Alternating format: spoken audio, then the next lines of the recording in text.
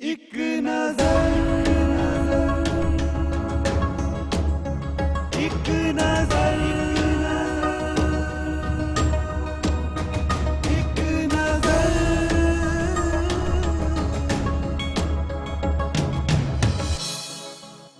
ਸਤਿ ਸ਼੍ਰੀ ਅਕਾਲ ਦੋਸਤੋ, ਮੈਂ ਹਾਂ ਜਸਵਿੰਦਰ ਸਿੰਘ ਤੇ ਤੁਸੀਂ ਦੇਖ ਰਹੇ ਹੋ ਟੀਵੀ 84 ਚੈਨਲ ਤੇ ਮੈਂ ਲੈ ਕੇ ਹਾਜ਼ਰ ਹਾਂ ਤੁਹਾਡਾ ਆਪਣਾ ਫੇਵਰਿਟ ਪ੍ਰੋਗਰਾਮ ਇੱਕ ਨਜ਼ਰ। ਦੋਸਤੋ, ਜਿੱਦਾਂ ਤੁਹਾਨੂੰ ਪਤਾ, ਇਸ ਪ੍ਰੋਗਰਾਮ ਦੇ ਜ਼ਰੀਏ ਅਸੀਂ ਤੁਹਾਡੀ ਮੁਲਾਕਾਤ ਉਹਨਾਂ ਮਹਾਨ ਹਸਤੀਆਂ ਦੇ ਨਾਲ ਕਰਵਾਉਣੇ ਆ ਜਿਨ੍ਹਾਂ ਨੇ ਕਿ ਆਪਣੇ ਚੰਗੇ ਕੰਮਾਂ ਦੇ ਜ਼ਰੀਏ ਦੁਨੀਆ ਦੇ ਵਿੱਚ ਇੱਕ ਆਪਣੀ ਅਲੱਗ ਪਹਿਚਾਣ ਬਣਾਈ ਆ। ਤੇ ਅੱਜ ਜਿਨ੍ਹਾਂ ਦੀ ਅਸੀਂ ਮੁਲਾਕਾਤ ਤੁਹਾਡੇ ਨਾਲ ਕਰਵਾਉਣ ਜਾ ਰਹੇ ਹਾਂ ਉਹ ਨੇ madam Swaraj Grover, retired director principal MP government. ਸਤਿ ਸ਼੍ਰੀ ਅਕਾਲ ਮੈਡਮ। ਹਾਂਜੀ, ਸਤਿ ਸ਼੍ਰੀ ਅਕਾਲ ਜੀ। ਟੀਵੀ 84 ਚੈਨਲ ਦੇ ਸਾਰੇ ਮੇਰੇ ਪਿਆਰ ਭਰੇ ਦਰਸ਼ਕਾਂ ਨੂੰ ਮੇਰੀ ਪਿਆਰ ਭਰੀ ਸਤਿ ਸ਼੍ਰੀ ਅਕਾਲ। ਮੈਡਮ ਜੀ, ਸਭ ਤੋਂ ਪਹਿਲਾਂ ਮੇਰਾ ਕੁਐਸਚਨ ਇਹ ਹੈ ਵੀ ਤੁਸੀਂ ਆਪਣੀ ਜੀਵਨੀ ਬਾਰੇ ਜਾਣਨਾ ਪਾਓ ਵੀ ਤੁਹਾਡਾ ਜਨਮ ਕਿੱਥੇ ਹੋਇਆ ਤੇ ਆਪਣੀ ਐਜੂਕੇਸ਼ਨ ਬਾਰੇ ਦੱਸੋ। ਮੇਰਾ ਜਨਮ ਅੰਮ੍ਰਿਤਸਰ ਪੰਜਾਬ ਵਿੱਚ ਹੋਇਆ, ਗੁਰੂ ਨਗਰੀ 'ਚ ਹੋਇਆ, ਜਿਹਦਾ ਮੈਨੂੰ ਬੜਾ ਮਾਣ ਹੈਗਾ ਵੈ। ਔਰ ਮੇਰੇ ਐਜੂਕੇਸ਼ਨ ਵੀ ਇੱਥੇ ਹੀ ਹੋਈ ਹੈ। ਹਾਇਰ ਸੈਕੰਡਰੀ ਤੱਕ ਮੈਂ Shri Ram Ashram higher secondary school Majitha road ਪੜ੍ਹੀ ਹਾਂ। ਫਿਰ ਉਸ ਤੋਂ ਬਾਅਦ BA ਤੱਕ ਮੈਂ ਗਵਰਨਮੈਂਟ ਕਾਲਜ ਫਾਰ ਵੂਮਨ ਉੱਥੇ ਮੇਰੀ ਪੜ੍ਹਾਈ ਹੋਈ। ਔਰ ਉਸ ਤੋਂ ਬਾਅਦ B.Ed ਜਿਹੜਾ ਹੈਗਾ ਉਹ DAV ਕਾਲਜ ਫਾਰ ਐਜੂਕੇਸ਼ਨ, ਉਸ ਵੇਲੇ ਜਦੋਂ ਮੈਂ ਪੜ੍ਹਦੀ ਸੀ ਉਹ ਸਰਸਵਤੀ ਕਾਲਜ ਕਹਿੰਦੇ ਸੀਗੇ, ਤੇ ਉੱਥੇ ਮੇਰੀ ਪੜ੍ਹਾਈ ਹੋਈ। ਉਸ ਤੋਂ ਬਾਅਦ MA ਜਿਹੜੀ ਹੈ ਉਹ ਮੇਰੀ MP ਵਿੱਚ ਹੋਈ ਹੈ, ਮੱਧ ਪ੍ਰਦੇਸ਼ ਸਾਗਰ ਯੂਨੀਵਰਸਿਟੀ ਤੇ। ਔਰ ਮੈਂ ਈਸ਼ਵਰ ਦੀ ਦਇਆ ਨਾਲ ਉੱਥੇ ਯੂਨੀਵਰਸਿਟੀ ਵਿੱਚ ਟੌਪ ਕੀਤਾ ਔਰ as a director principal MP ਤੋਂ ਮੈਂ ਰਿਟਾਇਰ ਹੋ। ਇਹ ਤਾਂ ਹੋ ਗਈ ਮੈਡਮ ਤੁਹਾਡੀ ਐਜੂਕੇਸ਼ਨ ਦੀ ਗੱਲ, ਪਰ ਜਿਸ ਕਾਰਨ ਕਰਕੇ, ਜਿਸ ਮਤਲਬ ਕਿ ਵਜ੍ਹਾ ਕਰਕੇ ਤੁਹਾਡੀ ਦੁਨੀਆ ਦੇ ਵਿੱਚ ਪਹਿਚਾਣ ਬਣੀ ਆ ਉਹ ਹੈ ਇੱਕ ਸਮਾਜ ਸੇਵਿਕਾ ਦੇ ਤੌਰ ਤੇ ਇਹ ਤੁਹਾਨੂੰ ਮਤਲਬ ਬਚਪਨ ਤੋਂ ਹੀ ਸ਼ੌਕ ਸੀ ਜਾਂ ਬਾਅਦ ਦੇ ਵਿੱਚ ਤੁਹਾਡੇ ਮਾਈਂਡ ਦੇ ਵਿੱਚ ਆਇਆ ਵੀ ਇਦਾਂ ਲੋਕਾਂ ਦੀ ਹੈਲਪ ਕਰਨੀ ਚਾਹੀਦੀ ਆ? ਇਹ ਬਚਪਨ ਤੋਂ ਹੀ ਸਾਨੂੰ ਇਹ ਸੰਸਕਾਰ ਦਿੱਤੇ ਗਏ ਸੀਗੇ। ਮੇਰੇ ਪਿਤਾ ਜੀ ਸ਼੍ਰੀ ਘਨਸ਼ਾਮ ਦੱਤ ਜੀ ਸ਼੍ਰੀ ਰਾਮ ਆਸ਼ਰਮ ਸਕੂਲ ਵਿੱਚ ਹੈਡਮਾਸਟਰ ਸੀਗੇ। ਔਰ ਮੇਰੀ ਮਾਤਾ ਜੀ ਆਰਿਆ ਸਮਾਜ ਸ਼ਰਧਾਨੰਦ ਬਾਜ਼ਾਰ ਦੇ ਵਿੱਚ ਧਰਮ ਸ਼ਾਸਤਰ ਦੀ ਟੀਚਰ ਸੀਗੇ। ਤੇ ਮੈਂ ਜੋ ਰੋਜ਼ ਦੇਖਦੀ ਸੀਗੀ ਕਿ ਘਰ ਵਿੱਚ ਜੇ ਕੋਈ ਵੀ ਆਂਦਾ ਸੀਗਾ, ਰਾਤੀ ਵੀ ਕਿਸੇ ਨੇ ਆਣਾ ਬਈ ਬਿਮਾਰ ਹੈ, ਤੇ ਮੇਰੇ ਪਿਤਾ ਜੀ ਭਾਵੇਂ 2 ਵਜੇ ਹੁੰਦੇ ਸੀ ਤਾਂ ਵੀ ਉੱਠ ਕੇ ਉਹਨਾਂ ਨਾਲ ਚਲੇ ਜਾਂਦੇ ਸੀਗੇ। ਔਰ ਕਦੀ ਕਿਸੇ ਨੇ ਆਣਾ ਕਿ ਮੇਰੇ ਬੱਚੇ ਦੀ ਫੀਸ ਦੇਣੀ ਹੈ ਜਾਂ ਸਾਡੀ ਬੇਟੀ ਦੀ ਸ਼ਾਦੀ ਹੈ, ਤੇ ਜੋ ਪੈਸਾ ਘਰ ਹੁੰਦਾ ਸੀਗਾ ਮੇਰੇ ਪਿਤਾ ਜੀ ਮੇਰੀ ਮਾਤਾ ਜੀ ਉਹਨਾਂ ਨੂੰ ਦੇ ਦਿੰਦੇ ਸੀ। ਤੇ ਉਹ ਹਮੇਸ਼ਾ ਸਾਨੂੰ ਇਹੋ ਕਹਿੰਦੇ ਸੀ ਕਿ ਬੇਟਾ ਭਾਵੇਂ ਖੁਦ ਤੁਹਾਨੂੰ ਫਾਕਾ ਰੱਖਣਾ ਪਏ, ਭਾਵੇਂ ਖੁਦ ਅੱਧੀ ਖਾ ਲਓ, ਲੇਕਿਨ ਜਿਹੜਾ ਦਰ ਤੇ ਆਂਦਾ, ਜਿਹੜਾ ਦਰਵਾਜ਼ੇ ਤੇ ਆਂਦਾ ਉਹਨੂੰ ਤੁਸੀਂ ਪੂਰਾ ਦੇਣਾ ਵੈ। ਤਾਂ ਉਹ ਸੰਸਕਾਰ ਸਾਡੇ ਇੰਨੇ ਪੱਕੇ ਹੁੰਦੇ ਗਏ ਕਿ ਮੇਰਾ ਵੀ ਜੀਵਨ ਦਾ ਬਸ ਇੱਕੋ ਹੀ ਧਿਏ ਬਣ ਗਿਆ, ਇੱਕੋ ਹੀ ਉਦੇਸ਼ ਬਣ ਗਿਆ ਕਿ ਮੈਂ ਜਿਹੜਾ ਸਮਾਜ ਵਾਸਤੇ ਹੀ ਜੀਣਾ ਹੈ। ਤਨ ਮਨ ਧਨ ਜਿਹੜਾ ਹੈਗਾ ਉਹ ਸਾਰਾ ਕੁਝ ਜਿਹੜਾ ਹੈਗਾ ਮੇਰਾ ਸਮਾਜ ਵਾਸਤੇ ਹੀ ਹੈ। ਔਰ ਵਿਸ਼ੇਸ਼ ਕਰ ਜਦੋਂ ਮੈਂ ਸ਼ਾਦੀ ਹੋਈ ਮੇਰੀ, ਤੇ ਸ਼ਾਦੀ ਵੀ ਹਾਲਾਂਕਿ ਮੇਰੇ ਸਹੁਰੇ ਇੱਥੇ ਹੀ ਗਏ, ਅੰਮ੍ਰਿਤਸਰ ਦੇ ਹੀ ਹੈਗੇ ਹੈ, ਲੇਕਿਨ ਮੇਰੇ ਹਸਬੈਂਡ ਪ੍ਰਮੋਦ ਗਰੋਵਰ ਜੀ ਉਹ MP ਵਿੱਚ ਹੁਸ਼ੰਗਾਬਾਦ ਦੇ ਵਿੱਚ ਸਿਕਿਉਰਿਟੀ ਪੇਪਰ ਮਿਲ ਵਿੱਚ ਉਹ ਮੈਨੇਜਰ ਸੀਗੇ। ਉਹ ਇੱਥੇ ਹੀ ਉਹਨਾਂ ਨੇ B.Tech ਕੀਤਾ ਸੀ, ਲੇਕਿਨ ਕਿਉਂਕਿ ਸਿਕਿਉਰਿਟੀ ਪੇਪਰ ਮਿਲ ਪੂਰੇ ਇੰਡੀਆ ਵਿੱਚ ਇੱਕੋ ਹੀ ਹੈਗੀ ਹੈ, ਔਰ ਉਸ ਵੇਲੇ ਇਹਨਾਂ ਦਾ ਸਿਲੈਕਸ਼ਨ ਜਿਹੜਾ ਸੀ ਉਹ ਮੈਰਿਟ ਬੇਸਿਸ ਤੇ ਹੋਇਆ। ਔਰ ਲੰਡਨ ਵਿੱਚ ਇਹਨਾਂ ਨੂੰ ਭੇਜਿਆ ਗਿਆ, 1 ਸਾਲ ਦਾ ਉੱਥੇ ਸਿਕਿਉਰਿਟੀ ਪੇਪਰ ਮੇਕਿੰਗ ਦਾ ਕੋਰਸ ਕਰਕੇ ਆਏ। ਔਰ ਉਸ ਤੋਂ ਬਾਅਦ ਇਹਨਾਂ ਦੀ ਜਿਹੜੀ ਸਰਵਿਸ ਹੈ ਉਹ ਹੋਸ਼ੰਗਾਬਾਦ ਦੇ ਵਿੱਚ ਲੱਗੀ। ਤਾਂ ਹੋਸ਼ੰਗਾਬਾਦ ਜਿਹੜਾ ਹੈਗਾ ਇਹ MP ਵਿੱਚ ਭੋਪਾਲ ਤੋਂ ਅਗਲਾ ਸਟੇਸ਼ਨ ਹੀ ਹੈ। ਇਹ ਡਿਸਟ੍ਰਿਕਟ ਪਲੇਸ ਵੀ ਹੈ ਔਰ ਡਿਵੀਜ਼ਨਲ ਪਲੇਸ ਵੀ ਹੈ। ਔਰ ਉੱਥੋਂ ਹੀ ਮੇਰੀ ਜਿਹੜੀ ਹੈਗੀ ਹੈ ਇਹ ਇੱਕ ਕਹਿਣਾ ਚਾਹੀਦਾ ਸਮਾਜ ਸੇਵਾ ਦੀ ਯਾਤਰਾ ਸ਼ੁਰੂ ਹੋਈ। ਮੈਂ ਜ਼ਰੂਰ ਇੱਕ ਵਾਕਿਆ ਦੱਸਣਾ ਚਾਹਾਂਗੀ ਕਿ ਬਹੁਤ ਜਿਹੜਾ ਇੱਕ ਪ੍ਰਭਾਵ ਮੈਨੂੰ ਇੱਕ ਇਨਸਟੈਂਸ ਤੋਂ, ਇੱਕ ਉਦਾਹਰਣ ਤੋਂ, ਜਿਸ ਤਰ੍ਹਾਂ ਹੀ ਮੇਰੀ ਸ਼ਾਦੀ ਹੋਈ ਤੇ ਇਹ ਦਸੰਬਰ 67 ਦੀ ਗੱਲ ਹੈਗੀ ਹੈ। ਤੇ ਜਨਵਰੀ ਬਿਲਕੁਲ ਮੈਂ ਤੁਹਾਨੂੰ ਜਿਸ ਤਰ੍ਹਾਂ ਦੱਸ ਰਹੀ ਕਿ 2 ਜਨਵਰੀ 68 ਨੂੰ ਮੈਂ ਪਹਿਲਾ ਟੁੱਟਾ ਹੋਇਆ ਘਰ ਮਿਲਾਇਆ ਸੀਗਾ। ਔਰ ਉਸ ਤੋਂ 2-4 ਦਿਨ ਪਹਿਲੇ ਦੀ ਮੈਂ ਗੱਲ ਦੱਸ ਰਹੀ ਹਾਂ, ਇੱਕ ਮਿਸਿਸ ਬਿਲਗੋਤਰਾ ਦਾ ਘਰ ਸੀਗਾ, ਉੱਥੇ ਸਾਡਾ ਖਾਣਾ ਸੀਗਾ। ਤੇ ਖਾਣਾ ਖਾ ਕੇ ਬਿਲਗੋਤਰਾ ਸਾਹਿਬ ਔਰ ਗਰੋਵਰ ਸਾਹਿਬ ਜਿਹੜੇ ਸੀ ਉਹ ਆਪਣੇ ਫੈਕਟਰੀ 'ਚ ਚਲੇ ਗਏ ਔਰ ਮੈਂ ਔਰ ਮਿਸਿਸ ਬਿਲਗੋਤਰਾ ਰਹਿ ਗਏ ਉਹਨਾਂ ਦੇ ਘਰ 'ਚ। ਤੇ ਬਸ ਮੈਨੂੰ ਲੱਗਦਾ 5 ਜਾਂ 10 ਮਿੰਟ ਹੋਏ ਸਾਨੂੰ ਗੱਲਾਂ ਕਰਦੇ ਹੋਏ, ਇੰਨੀ ਜ਼ੋਰ ਦੀ ਚੀਖਣ ਦੀ ਚਲਾਉਣ ਦੀ ਆਵਾਜ਼ ਆਉਣ ਲੱਗ ਪਈ ਪੜੋਸ ਤੋਂ ਉਹਨਾਂ ਦੇ। ਤੇ ਮੈਂ ਮਿਸਿਸ ਬਿਲਗੋਤਰਾ ਕੋਲ ਪੁੱਛਿਆ, ਮੈਂ ਕਿਹਾ ਕਿਉਂ, ਕੀ ਗੱਲ ਹੋ ਗਈ? ਤੇ ਉਹਨਾਂ ਨੇ ਕਿਹਾ ਕਿ ਚੰਦਰਗੁਪਤ ਹੈਗਾ ਤੇ ਇਹ ਨਾ ਆਪਣੀ ਮਿਸਿਸ ਨੂੰ ਬਹੁਤ ਜ਼ਿਆਦਾ ਮਾਰਦਾ। ਚੰਨੀ ਉਹਦੀ ਮਿਸਿਸ ਦਾ ਨਾਮ ਸੀਗਾ। ਔਰ ਇੰਨਾ ਮਾਰਦਾ ਹੈਗਾ, ਕਈ ਵਾਰੀ ਉਹਨੂੰ ਬੰਨ ਕੇ ਚਲਾ ਜਾਏਗਾ, ਸ਼ਾਵਰ ਸਰਦੀਆਂ ਦੇ ਦਿਨਾਂ ਵਿੱਚ ਖੋਲ ਜਾਏਗਾ ਜਾਂ ਚਾਰਪਾਈ ਨਾਲ ਬਣ ਜਾਏਗਾ, ਮਤਲਬ ਉਹਦੇ ਉੱਤੇ ਇੰਨੇ ਜ਼ਿਆਦਾ ਜ਼ੁਲਮ ਕਰਦਾ, ਕੁਝ ਕਹਿੰਦੀ। ਤੇ ਫਿਰ ਮੈਂ ਕਿਹਾ ਤਾਂ ਤੁਸੀਂ ਲੋਕ ਕੁਝ ਨਹੀਂ ਕਹਿੰਦੇ? ਕਹਿੰਦੇ ਉਹਨਾਂ ਕੋਲ ਜਿਹੜਾ ਵੀ ਜਾਂਦਾ ਉਹਦਾ ਅਪਮਾਨ ਕਰਕੇ ਰੱਖ ਦਿੰਦਾ, ਉਸੇ ਬੇਇੱਜ਼ਤੀ ਕਰ ਦਿੰਦਾ ਵਾ। ਮੇਰੇ ਕੋਲ ਤਾਂ ਖਰਿਆ ਨਹੀਂ ਗਿਆ, ਮੈਂ ਉਸ ਵੇਲੇ 20 ਸਾਲ ਦੀ ਹੋਵਾਂਗੀ ਤੇ ਮੈਂ ਤੇ ਜਾ ਕੇ ਦਰਵਾਜ਼ਾ ਖਟਕਾਇਆ, ਹਾਲਾਂਕਿ ਮਿਸਿਸ ਬਿਲਗੋਤਰਾ ਮੈਨੂੰ ਬਹੁਤ ਮਨਾ ਕੀਤਾ, ਬੜੀ ਜ਼ੋਰ ਦੀ ਖਟਕਾਇਆ, ਨਹੀਂ ਖੋਲਿਆ। ਫਿਰ ਮੈਂ ਕਿਹਾ, ਮੈਂ ਬੜੀ ਜ਼ੋਰ ਦੀ ਬੋਲੀ, ਮੈਂ ਪੁਲਿਸ ਨੂੰ ਬੁਲਾ ਰਹੀ ਹਾਂ, ਮੈਂ ਤੋੜ ਦਵਾਂਗੀ, ਔਰ ਇੱਟ ਨਾਲ ਵੀ ਖਟਕਾਇਆ। ਫਿਰ ਖੈਰ ਚੰਦਰਗੁਪਤ ਨੇ ਉਹਨੇ ਦਰਵਾਜ਼ਾ ਖੋਲਿਆ ਤੇ ਜਿਸ ਤਰ੍ਹਾਂ ਹੀ ਉਹਨੇ ਦਰਵਾਜ਼ਾ ਖੋਲਿਆ ਤਾਂ ਚੰਨੀ ਜਿਹੜੀ ਸੀ ਉਹਦੀ ਮਿਸਿਸ, ਉਹ ਮੈਨੂੰ ਆ ਕੇ ਚਿਪਕ, ਉਹ ਸਾਰਾ ਖੂਨੋ ਖੂਨ ਹੋਈ ਸੀਗੀ। ਮੈਂ ਉਹਨੂੰ ਚੰਦਰਗੁਪਤ ਨੂੰ ਪਤਾ ਨਹੀਂ ਮੇਰੇ 'ਚ ਕਿਸ ਤਰ੍ਹਾਂ ਹਿੰਮਤ ਆ ਗਈ, ਹਲੇ ਮੈਂ ਨਵੀਂ ਉੱਥੇ ਗਈ ਸੀਗੀ, ਪਰ ਉਹ ਕਹਿੰਦੇ ਨਾ ਇੱਕ ਪੇਰੈਂਟਸ ਨੇ ਜਿਹੜੇ ਸੰਸਕਾਰ ਦਿੱਤੇ ਹੋਏ ਸੀਗੇ ਤੇ ਉਹਨਾਂ ਦੇ ਹਿਸਾਬ ਨਾਲ ਹੀ ਮੈਂ ਆਪਣਾ ਚੱਲਣਾ ਸੀਗਾ। ਤੇ ਮੈਂ ਚੰਦਰਗੁਪਤ ਨੂੰ ਕਿਹਾ, ਮੈਂ ਕਿਹਾ ਦੇਖ, ਮੈਂ ਤੇਰੀ ਮਿਸਿਸ ਨੂੰ ਲੈ ਕੇ ਘਰ ਜਾ ਰਹੀ ਹਾਂ ਔਰ ਹੁਣ ਤੂੰ ਆ ਕੇ ਇਹਦੇ ਕੋਲੋਂ ਮਾਫੀ ਮੰਗੇਗਾ ਔਰ ਤੂੰ ਇਹਨੂੰ ਲੈ ਕੇ ਜਾਏਗਾ। ਔਰ ਮੈਂ ਆਪਣਾ ਉਹਨੂੰ ਲੈ ਕੇ ਘਰ ਆ ਗਈ। ਫਿਰ ਮੈਂ ਘਰੋਂ ਗਰੋਵਰ ਸਾਹਿਬ ਨੂੰ ਫੋਨ ਕੀਤਾ ਕਿ ਮੈਂ ਇਸ ਤਰ੍ਹਾਂ ਕੀਤਾ, ਤਾਂ ਉਹ ਤਾਂ ਬਹੁਤ ਖੁਸ਼ ਹੋਏ ਕਿਉਂਕਿ ਉਹ ਵੀ ਇੱਕ ਸਮਾਜ ਸੇਵੀ ਹੈਗੇ ਸੀ। ਫਿਰ ਮੈਂ ਉੱਥੋਂ ਦੇ GM ਸੀਗੀ, GM ਪ੍ਰਭੂ ਸਾਹਿਬ, ਉਹਨਾਂ ਦੀ ਮਿਸਿਸ ਨੂੰ ਫੋਨ ਕੀਤਾ, ਮੈਂ ਕਿਹਾ ਮੈਂ ਇਸ ਤਰ੍ਹਾਂ ਕੀਤਾ, ਕਿਉਂਕਿ ਮੈਂ ਹਲੇ ਉੱਥੇ ਨਵੀਂ ਸੀਗੀ ਬਿਲਕੁਲ। ਤੇ ਖੈਰ ਉਹਨਾਂ ਨੇ ਕਿਹਾ ਬਹੁਤ ਅੱਛਾ ਕੀਤਾ। ਫਿਰ ਉਹ ਸਾਰੇ ਆ ਗਏ, ਅਸੀਂ ਪੁਲਿਸ ਨੂੰ ਵੀ ਬੁਲਾ ਲਿਆ। ਫਿਰ ਚੰਦਨਗੁਪਤ ਉਹ ਵੀ ਆ ਗਿਆ ਔਰ ਉਹਨੇ ਆ ਕੇ ਆਪਣੀ ਮਿਸਿਸ ਦੇ ਪੈਰ ਪਿਆ ਔਰ ਮੇਰੇ ਕੋਲੋਂ ਵੀ ਮਾਫੀ ਮੰਗੀ, ਸਾਰਿਆਂ ਕੋਲੋਂ ਮਾਫੀ ਮੰਗੀ ਕਿ ਮੈਂ ਹੁਣ ਇਹਨੂੰ ਕਦੀ ਨਹੀਂ ਮਾਰਾਂਗਾ। ਬਸ ਫਿਰ ਤੋਂ ਉਸ ਦਿਨ ਤੋਂ ਬਾਅਦ ਸਾਡੇ ਜੋ ਕੰਮ ਸ਼ੁਰੂ ਹੋਏ, ਫਿਰ ਮੈਂ ਦੇਖਿਆ ਕਿ ਉੱਥੇ ਜਿਹੜੇ ਮਜ਼ਦੂਰਾਂ ਦੀਆਂ ਔਰਤਾਂ ਨੂੰ ਬਹੁਤ ਜ਼ਿਆਦਾ ਮਾਰਿਆ ਜਾਂਦਾ ਸੀਗਾ। ਤੇ ਅਸੀਂ ਮੈਂ ਕਿਹਾ ਇੱਕ ਸੰਗਠਨ ਬਣਾਈਏ ਸਭ ਤੋਂ ਪਹਿਲੇ ਤੇ, ਵਨੀਤਾ ਮੰਡਲ ਨਾਮ ਹੈ, ਅੱਜ ਵੀ ਚੱਲ ਰਿਹਾ ਜੇ। ਅੱਜ ਇਸ ਗੱਲ ਨੂੰ ਕਿੰਨੇ ਸਾਲ ਹੋਏ, ਅੱਜ ਇਸ ਵੇਲੇ ਉੱਥੇ ਚੱਲ ਰਿਹਾ ਹੈ। ਤੇ ਉੱਥੇ ਕਮ ਸੇ ਕਮ ਉਹ ਮੈਂ 60 ਲੇਡੀਜ਼ ਨੂੰ ਇਕੱਠਾ ਕੀਤਾ ਔਰ ਉਹ ਕਾਸਮੋਪੋਲੀਟਨ ਸੀਗੀਆਂ, ਬੰਗਾਲੀ ਵੀ ਸੀ, ਮਰਾਠੀ ਵੀ, ਗੁਜਰਾਤੀ, ਸਾਰੇ ਜਿੰਨੇ ਵੀ ਇੰਡੀਆ ਦੇ ਪ੍ਰਾਂਤ ਸੀਗੇ ਉਹ। ਤੇ ਸਭ ਤੋਂ ਜਿਹੜੀ ਮੇਰੇ ਨਾਲ ਪ੍ਰੋਬਲਮ ਆਈ, ਉਹ ਹਿੰਦੀ ਨਹੀਂ ਸੀ ਜਾਣਦੀਆਂ। ਤੇ ਬਈ ਕੋਈ ਕੰਮ ਤੇ ਕਰਾਂਗੇ ਨਾ, ਇੱਕ ਐਸੀ ਲੈਂਗੁਏਜ ਹੋਣੀ ਚਾਹੀਦੀ। ਭਾਸ਼ਾ ਦੀ ਪ੍ਰੋਬਲਮ ਆ ਰਹੀ ਸੀ, ਭਾਸ਼ਾ ਦੀ ਪ੍ਰੋਬਲਮ। ਮੈਂ ਤੁਹਾਡਾ ਦਿਲ ਕਰਦਾ ਸੀ ਵੀ ਉਹਨਾਂ ਦੀ ਤੁਸੀਂ ਮਦਦ ਕਰੋ, ਪਰ ਕਿਤੇ ਨਾ ਕਿਤੇ ਦਿੱਕਤ ਆ ਰਹੀ ਸੀ ਭਾਸ਼ਾ ਦੇ ਕਰਕੇ। ਫਿਰ ਮੈਂ ਹਿੰਦੀ ਸਿਖਾਈ। ਸਭ ਤੋਂ ਪਹਿਲੇ ਮੈਂ ਸਾਰਿਆਂ ਨੂੰ ਇਕੱਠਾ ਕਰਕੇ ਵਨੀਤਾ ਮੰਡਲ ਉਹਦਾ ਨਾਮ ਮੈਂ ਰੱਖਿਆ ਔਰ ਅੱਜ ਵੀ ਚੱਲ ਰਿਹਾ। ਔਰ ਉਹਨਾਂ ਨੂੰ ਜਿਹੜੀ ਫਿਰ ਉਸ ਤੋਂ ਬਾਅਦ ਅਸੀਂ ਜਿਹੜਾ ਸਭ ਤੋਂ ਪਹਿਲਾ ਕੰਮ ਕੀਤਾ, ਉਹ ਘਰੇਲੂ ਹਿੰਸਾ ਨੂੰ ਦੂਰ ਕਰਨਾ, ਕਿਉਂਕਿ ਜਗ੍ਹਾ ਇਹ ਮਜ਼ਦੂਰ ਲੋਕ ਆਪਣੀ ਮਿਸਿਸ ਨੂੰ ਮਾਰਦੇ ਸੀਗੇ, ਉਹਨਾਂ ਕੋਲ ਮਜ਼ਦੂਰੀ ਕਰਵਾਉਂਦੇ ਸੀਗੇ। ਤੇ ਜਿੱਥੇ ਵੀ ਇਹੋ ਜਿਹੀ ਕੋਈ ਕੰਮ ਹੁੰਦਾ ਸੀਗਾ ਤਾਂ ਅਸੀਂ ਸਾਰੀਆਂ ਦੇ ਸਾਰੀਆਂ ਉੱਥੇ ਪਹੁੰਚ ਜਾਂਦੀਆਂ ਸੀਗੀਆਂ। ਤੇ ਇਸ ਤਰ੍ਹਾਂ ਹੌਲੀ ਕਰਕੇ ਮੈਨੂੰ ਲੱਗਦਾ ਸਾਲ ਵੀ ਨਹੀਂ ਹੋਇਆ ਉਹਨਾਂ, ਤੇ ਉੱਥੇ ਤਾਂ ਬਿਲਕੁਲ ਪੂਰੀ ਤਰ੍ਹਾਂ ਘਰੇਲੂ ਹਿੰਸਾ ਹੀ ਖਤਮ ਹੋ ਗਈ।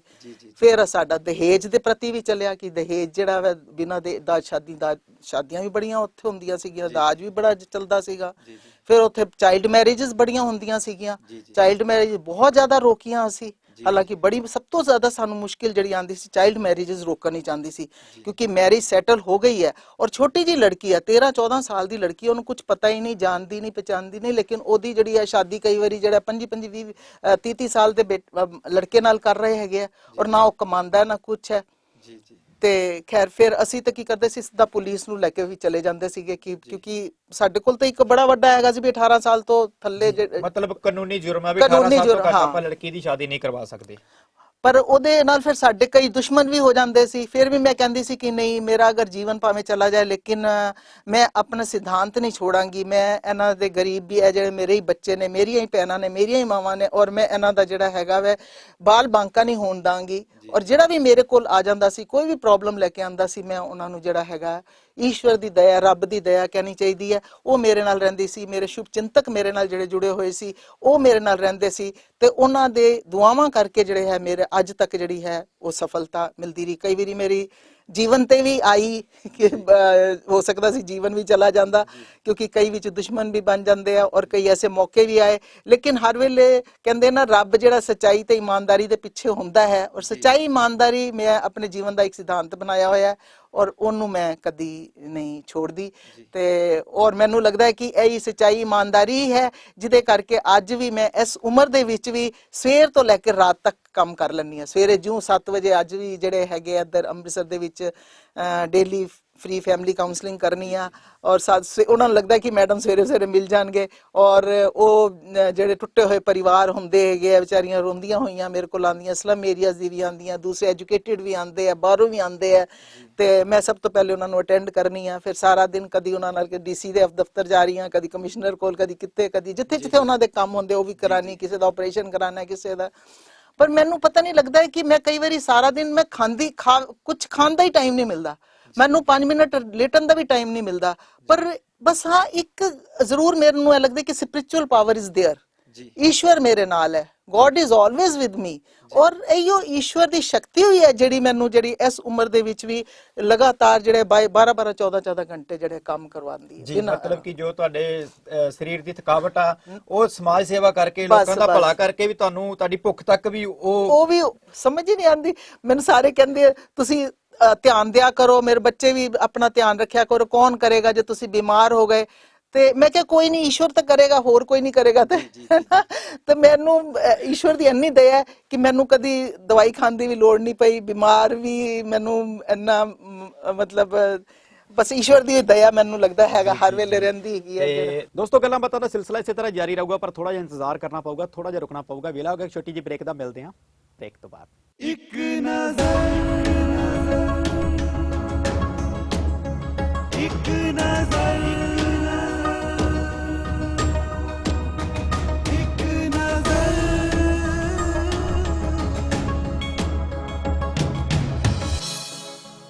ਇੱਕ ਨਜ਼ਰ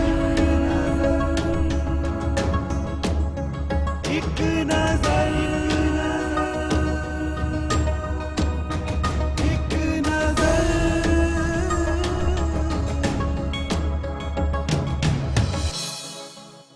ਬ੍ਰੇਕ ਤੋਂ ਬਾਅਦ ਇੱਕ ਵਾਰ ਤੁਹਾਡਾ ਫੇਰ ਸਵਾਗਤ ਹੈ ਤੇ ਮੈਂ ਹਾਂ ਜਸਵਿੰਦਰ ਸਿੰਘ ਤੇ ਅੱਜ ਸਾਡੇ ਨਾਲ ਸਟੂਡੀਓ ਦੇ ਵਿੱਚ ਮੌਜੂਦ ਨੇ ਮੈਡਮ ਸਵਰਾਜ ਗਰੋਵਰ ਤੇ ਆਓ ਗੱਲਬਾਤ ਦਾ ਸਿਲਸਿਲਾ ਅੱਗੇ ਵਧਾਉਣੇ ਆ ਮੈਡਮ ਜੀ ਦੂਜਾ ਮੇਰਾ ਸਵਾਲ ਤੁਹਾਡੇ ਕੋਲ ਇਹ ਆ ਵੀ ਜਿੱਦਾਂ ਤੁਸੀਂ ਸਮਾਜ ਭਲਾਈ ਦਾ ਤੁਸੀਂ ਕੰਮ ਕਰਦੇ ਹੋ ਇਹਦੇ ਵਿੱਚ ਤੁਸੀਂ ਦੱਸਿਆ ਵੀ ਤੁਸੀਂ ਐਦਾਂ ਜੋ ਬਾਲ ਵਿਆਹ ਹੁੰਦੇ ਆ ਤੁਸੀਂ ਉਹਨੂੰ ਵੀ ਰੋਕਿਆ ਤੇ ਕਿੰਨੀ ਤਰ੍ਹਾਂ ਦੇ ਮਤਲਬ ਤੁਸੀਂ ਸਮਾਜ ਭਲਾਈ ਕੰਮ ਕਰਦੇ ਹੋ ਜਿੱਦਾਂ ਬੱਚਿਆਂ ਦੀ ਐਜੂਕੇਸ਼ਨ ਨੂੰ ਵੀ ਲੈ ਕੇ ਜਿੱਦਾਂ ਦਾਜ ਪ੍ਰਤੀ ਲੈ ਕੇ ਜਿੱਦਾਂ ਤੁਸੀਂ ਤਲਾਕਸ਼ੁਦਾ ਜੋ ਲੇਡੀਜ਼ ਹੁੰਦੀਆਂ ਜਿਨ੍ਹਾਂ ਦੇ ਘਰ ਦਾ ਮਤਲਬ ਕੋਈ ਸਹਾਰਾ ਨਹੀਂ ਰਹਿ ਜਾਂਦਾ ਤੁਸੀਂ ਉਹ ਵੀ ਘਰ ਜੋੜਦੇ ਹੋ ਇਸੇ ਤਰ੍ਹਾਂ ਦੀ ਮਤਲਬ ਕਿੰਨੇ ਤਰ੍ਹਾਂ ਦੇ ਤੁਸੀਂ ਭਲਾਈ ਕੰਮ ਕਰਦੇ ਹੋ ਹਰ ਤਰ੍ਹਾਂ ਦੇ ਹੈਗੇ ਆ ਹੈ ਨਾ ਜਿਸ ਤਰ੍ਹਾਂ ਹੁਣ ਬਈ ਕਿਸੇ ਦਾ ਹਸਬੈਂਡ ਜਿਹੜਾ ਹੈਗਾ ਉਹ ਖਤਮ ਹੋ ਗਿਆ ਮੈਂ ਉਹਦਾ ਛੋਟਾ ਇੱਕ ਉਦਾਹਰਨ ਦੇਣੀ ਆ ਮੱਧ ਪ੍ਰਦੇਸ਼ ਦਾ ਹੀ ਹੈ ਤੇ ਸਾਡੇ ਘਰ ਦੇ ਕੋਲ ਹੀ ਇੱਕ ਗੋਪਾਲ ਵਿਆਸ ਕਰਕੇ ਰਹਿੰਦੇ ਸੀਗੇ ਤੇ ਉਹ ਭੋਪਾਲ ਗਿਆ ਹੁਸ਼ੰਗਾਬਾਦ ਤੋਂ ਤੇ ਮੋਟਰਸਾਈਕਲ ਤੇ ਗਿਆ ਤੇ ਆਂਦੇ ਵਕਤ ਬੜੀ ਰਾਤ ਹੋ ਗਈ ਉਹਨੂੰ ਹਾਲਾਂਕਿ ਮਨਾ ਵੀ ਕੀਤਾ ਸੀਗਾ ਕਿ ਤੂੰ ਨਾ ਜਾ ਤੇ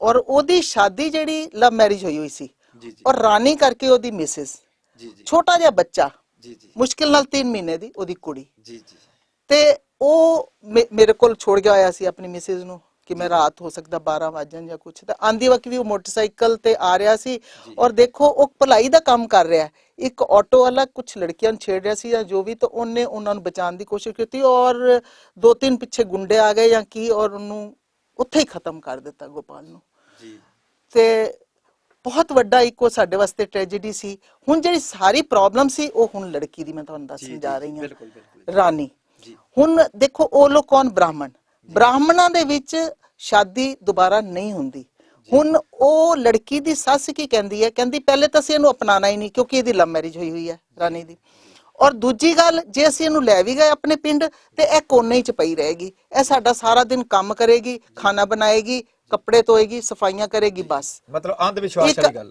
ਬਸ ਇਹਨੇ ਨੌਕਰਾਂ ਵਗਰ ਸਾਡੇ ਕੋਲ ਰਹਿਣਾ ਹੈਗਾ ਤੇ ਇਹ ਚੌਥੇ ਦੀ ਗੱਲ ਜੇ ਜਦੋਂ ਦਾ ਚੌਥਾ ਉਹਨਾਂ ਦਾ ਚੱਲ ਰਿਹਾ ਸੀਗਾ ਖਤਮ ਹੋ ਗਿਆ ਸੀ ਉਸ ਤੋਂ ਬਾਅਦ ਦੀ ਗੱਲ ਹੈ ਫਿਰ ਮੈਂ ਉੱਠੀ ਸਾਰੇ ਉਹਨਾਂ ਦੇ ਰਿਸ਼ਤੇਦਾਰ ਬੈਠੇ ਹੋਏ ਸੀ ਮੈਂ ਕਿਹਾ ਇਸ ਬੇਟੀ ਨੂੰ ਅੱਜ ਮੈਂ ਲੈ ਕੇ ਜਾ ਰਹੀ ਹਾਂ ਔਰ ਮੈਂ ਇਹਨੂੰ ਕਾਨੂੰਨਨ ਰੂਪ ਤੇ ਮੈਨੂੰ ਗੋਦ ਲਵਾਂਗੀ ਔਰ ਇਹ ਮੇਰੀ ਬੇਟੀ ਹੈਗੀ ਹੈ ਮੈਂ ਇਹਦੀ ਦੁਬਾਰਾ ਸ਼ਾਦੀ ਕਰਾਂਗੀ ਦੁਬਾਰਾ ਜਿਸ ਤਰ੍ਹਾਂ ਹੀ ਮੈਂ ਸ਼ਾਦੀ ਦਾ ਨਾਮ ਲਿਆ ਤੇ ਉਹਨਾਂ ਨੂੰ ਤੇ ਜਿਸ ਤਰ੍ਹਾਂ ਇੱਕ ਕਹਿੰਦੇ ਅੱਗ ਲੱਗ ਗਈ ਹਾਲਾਂਕਿ ਬੋਲ ਨਹੀਂ ਸਕਿਆ ਕਿਉਂਕਿ ਉੱਥੇ ਮੇਰੀ ਕਾਫੀ ਸੀ ਪੂਰੇ ਐਮਪੀ ਡਰ ਦੇ ਮਾਰੇ ਕੋਈ ਬੋਲਿਆ ਨਹੀਂ ਪਰ ਅੰਦਰ ਹੀ ਸਾਰੇ ਤੁਹਾਡੇ ਨਾਲ ਜੈਲਸੀ ਕਰ ਲੱਗ ਗਏ ਹਾਂ ਉਹਨਾਂ ਨੂੰ ਇਹ ਲੱਗਿਆ ਕਿ ਇਹ ਤੇ ਕ੍ਰੈਡਿਟ ਲੈ ਜਾਏਗੀ ਇਹਨੂੰ ਲੈ ਵੀ ਜਾਏਗੀ ਔਰ ਕਰ ਵੀ ਲੈਗੀ ਕਿਉਂਕਿ ਇਹੋ ਜਿਹੇ ਮੈਂ ਬੜੇ ਕੰਮ ਕੀਤੇ ਹੋਏ ਸੀਗੇ ਬਈ ਔਰ ਮੈਂ ਇਹਦੀ ਸ਼ਾਦੀ ਵੀ ਕਰ ਦੇਣੀ ਹੈਗੀ ਸੀਗੀ ਤੇ ਫਿਰ ਖੈਰ ਉਹਨਾਂ ਦੀ ਇੱਕ ਭੂਆ ਹੈਗੀ ਸੀ ਤੇ ਉਹ ਰਾਜਨੀਤੀ ਦੇ ਵਿੱਚ ਸੀਗੀ ਜ਼ਿਲ੍ਹਾ ਪੰਚਾਇਤ ਅਧਿਕਸ਼ ਸੀਗੀ ਤੇ ਉਹ ਕਹਿਣ ਲੱਗੀ ਨਹੀਂ ਨਹੀਂ ਠੀਕ ਹੈ ਤੁਸੀਂ ਮਤਲਬ ਇੰਨਾ ਅੱਛਾ ਕਰ ਰਹੇ ਹੋ, ਅਸੀਂ ਇਹ ਵੀ ਸਾਡੀ ਵੀ ਬੇਟੀ ਹੈ ਇਹਨੂੰ ਕਰਾਂਗੇ। ਮੈਂ ਕਿਹਾ ਮੈਨੂੰ ਪਤਾ ਤੁਸੀਂ ਜੋ ਕੁਝ ਕਹਿ ਰਹੇ ਹੋ। ਮੈਂ ਉਹਨਾਂ ਦੀ ਗੱਲ ਨਹੀਂ ਮੰਨੀ ਔਰ ਮੈਂ ਆਪਣੇ ਘਰ ਲੈ ਆਈ।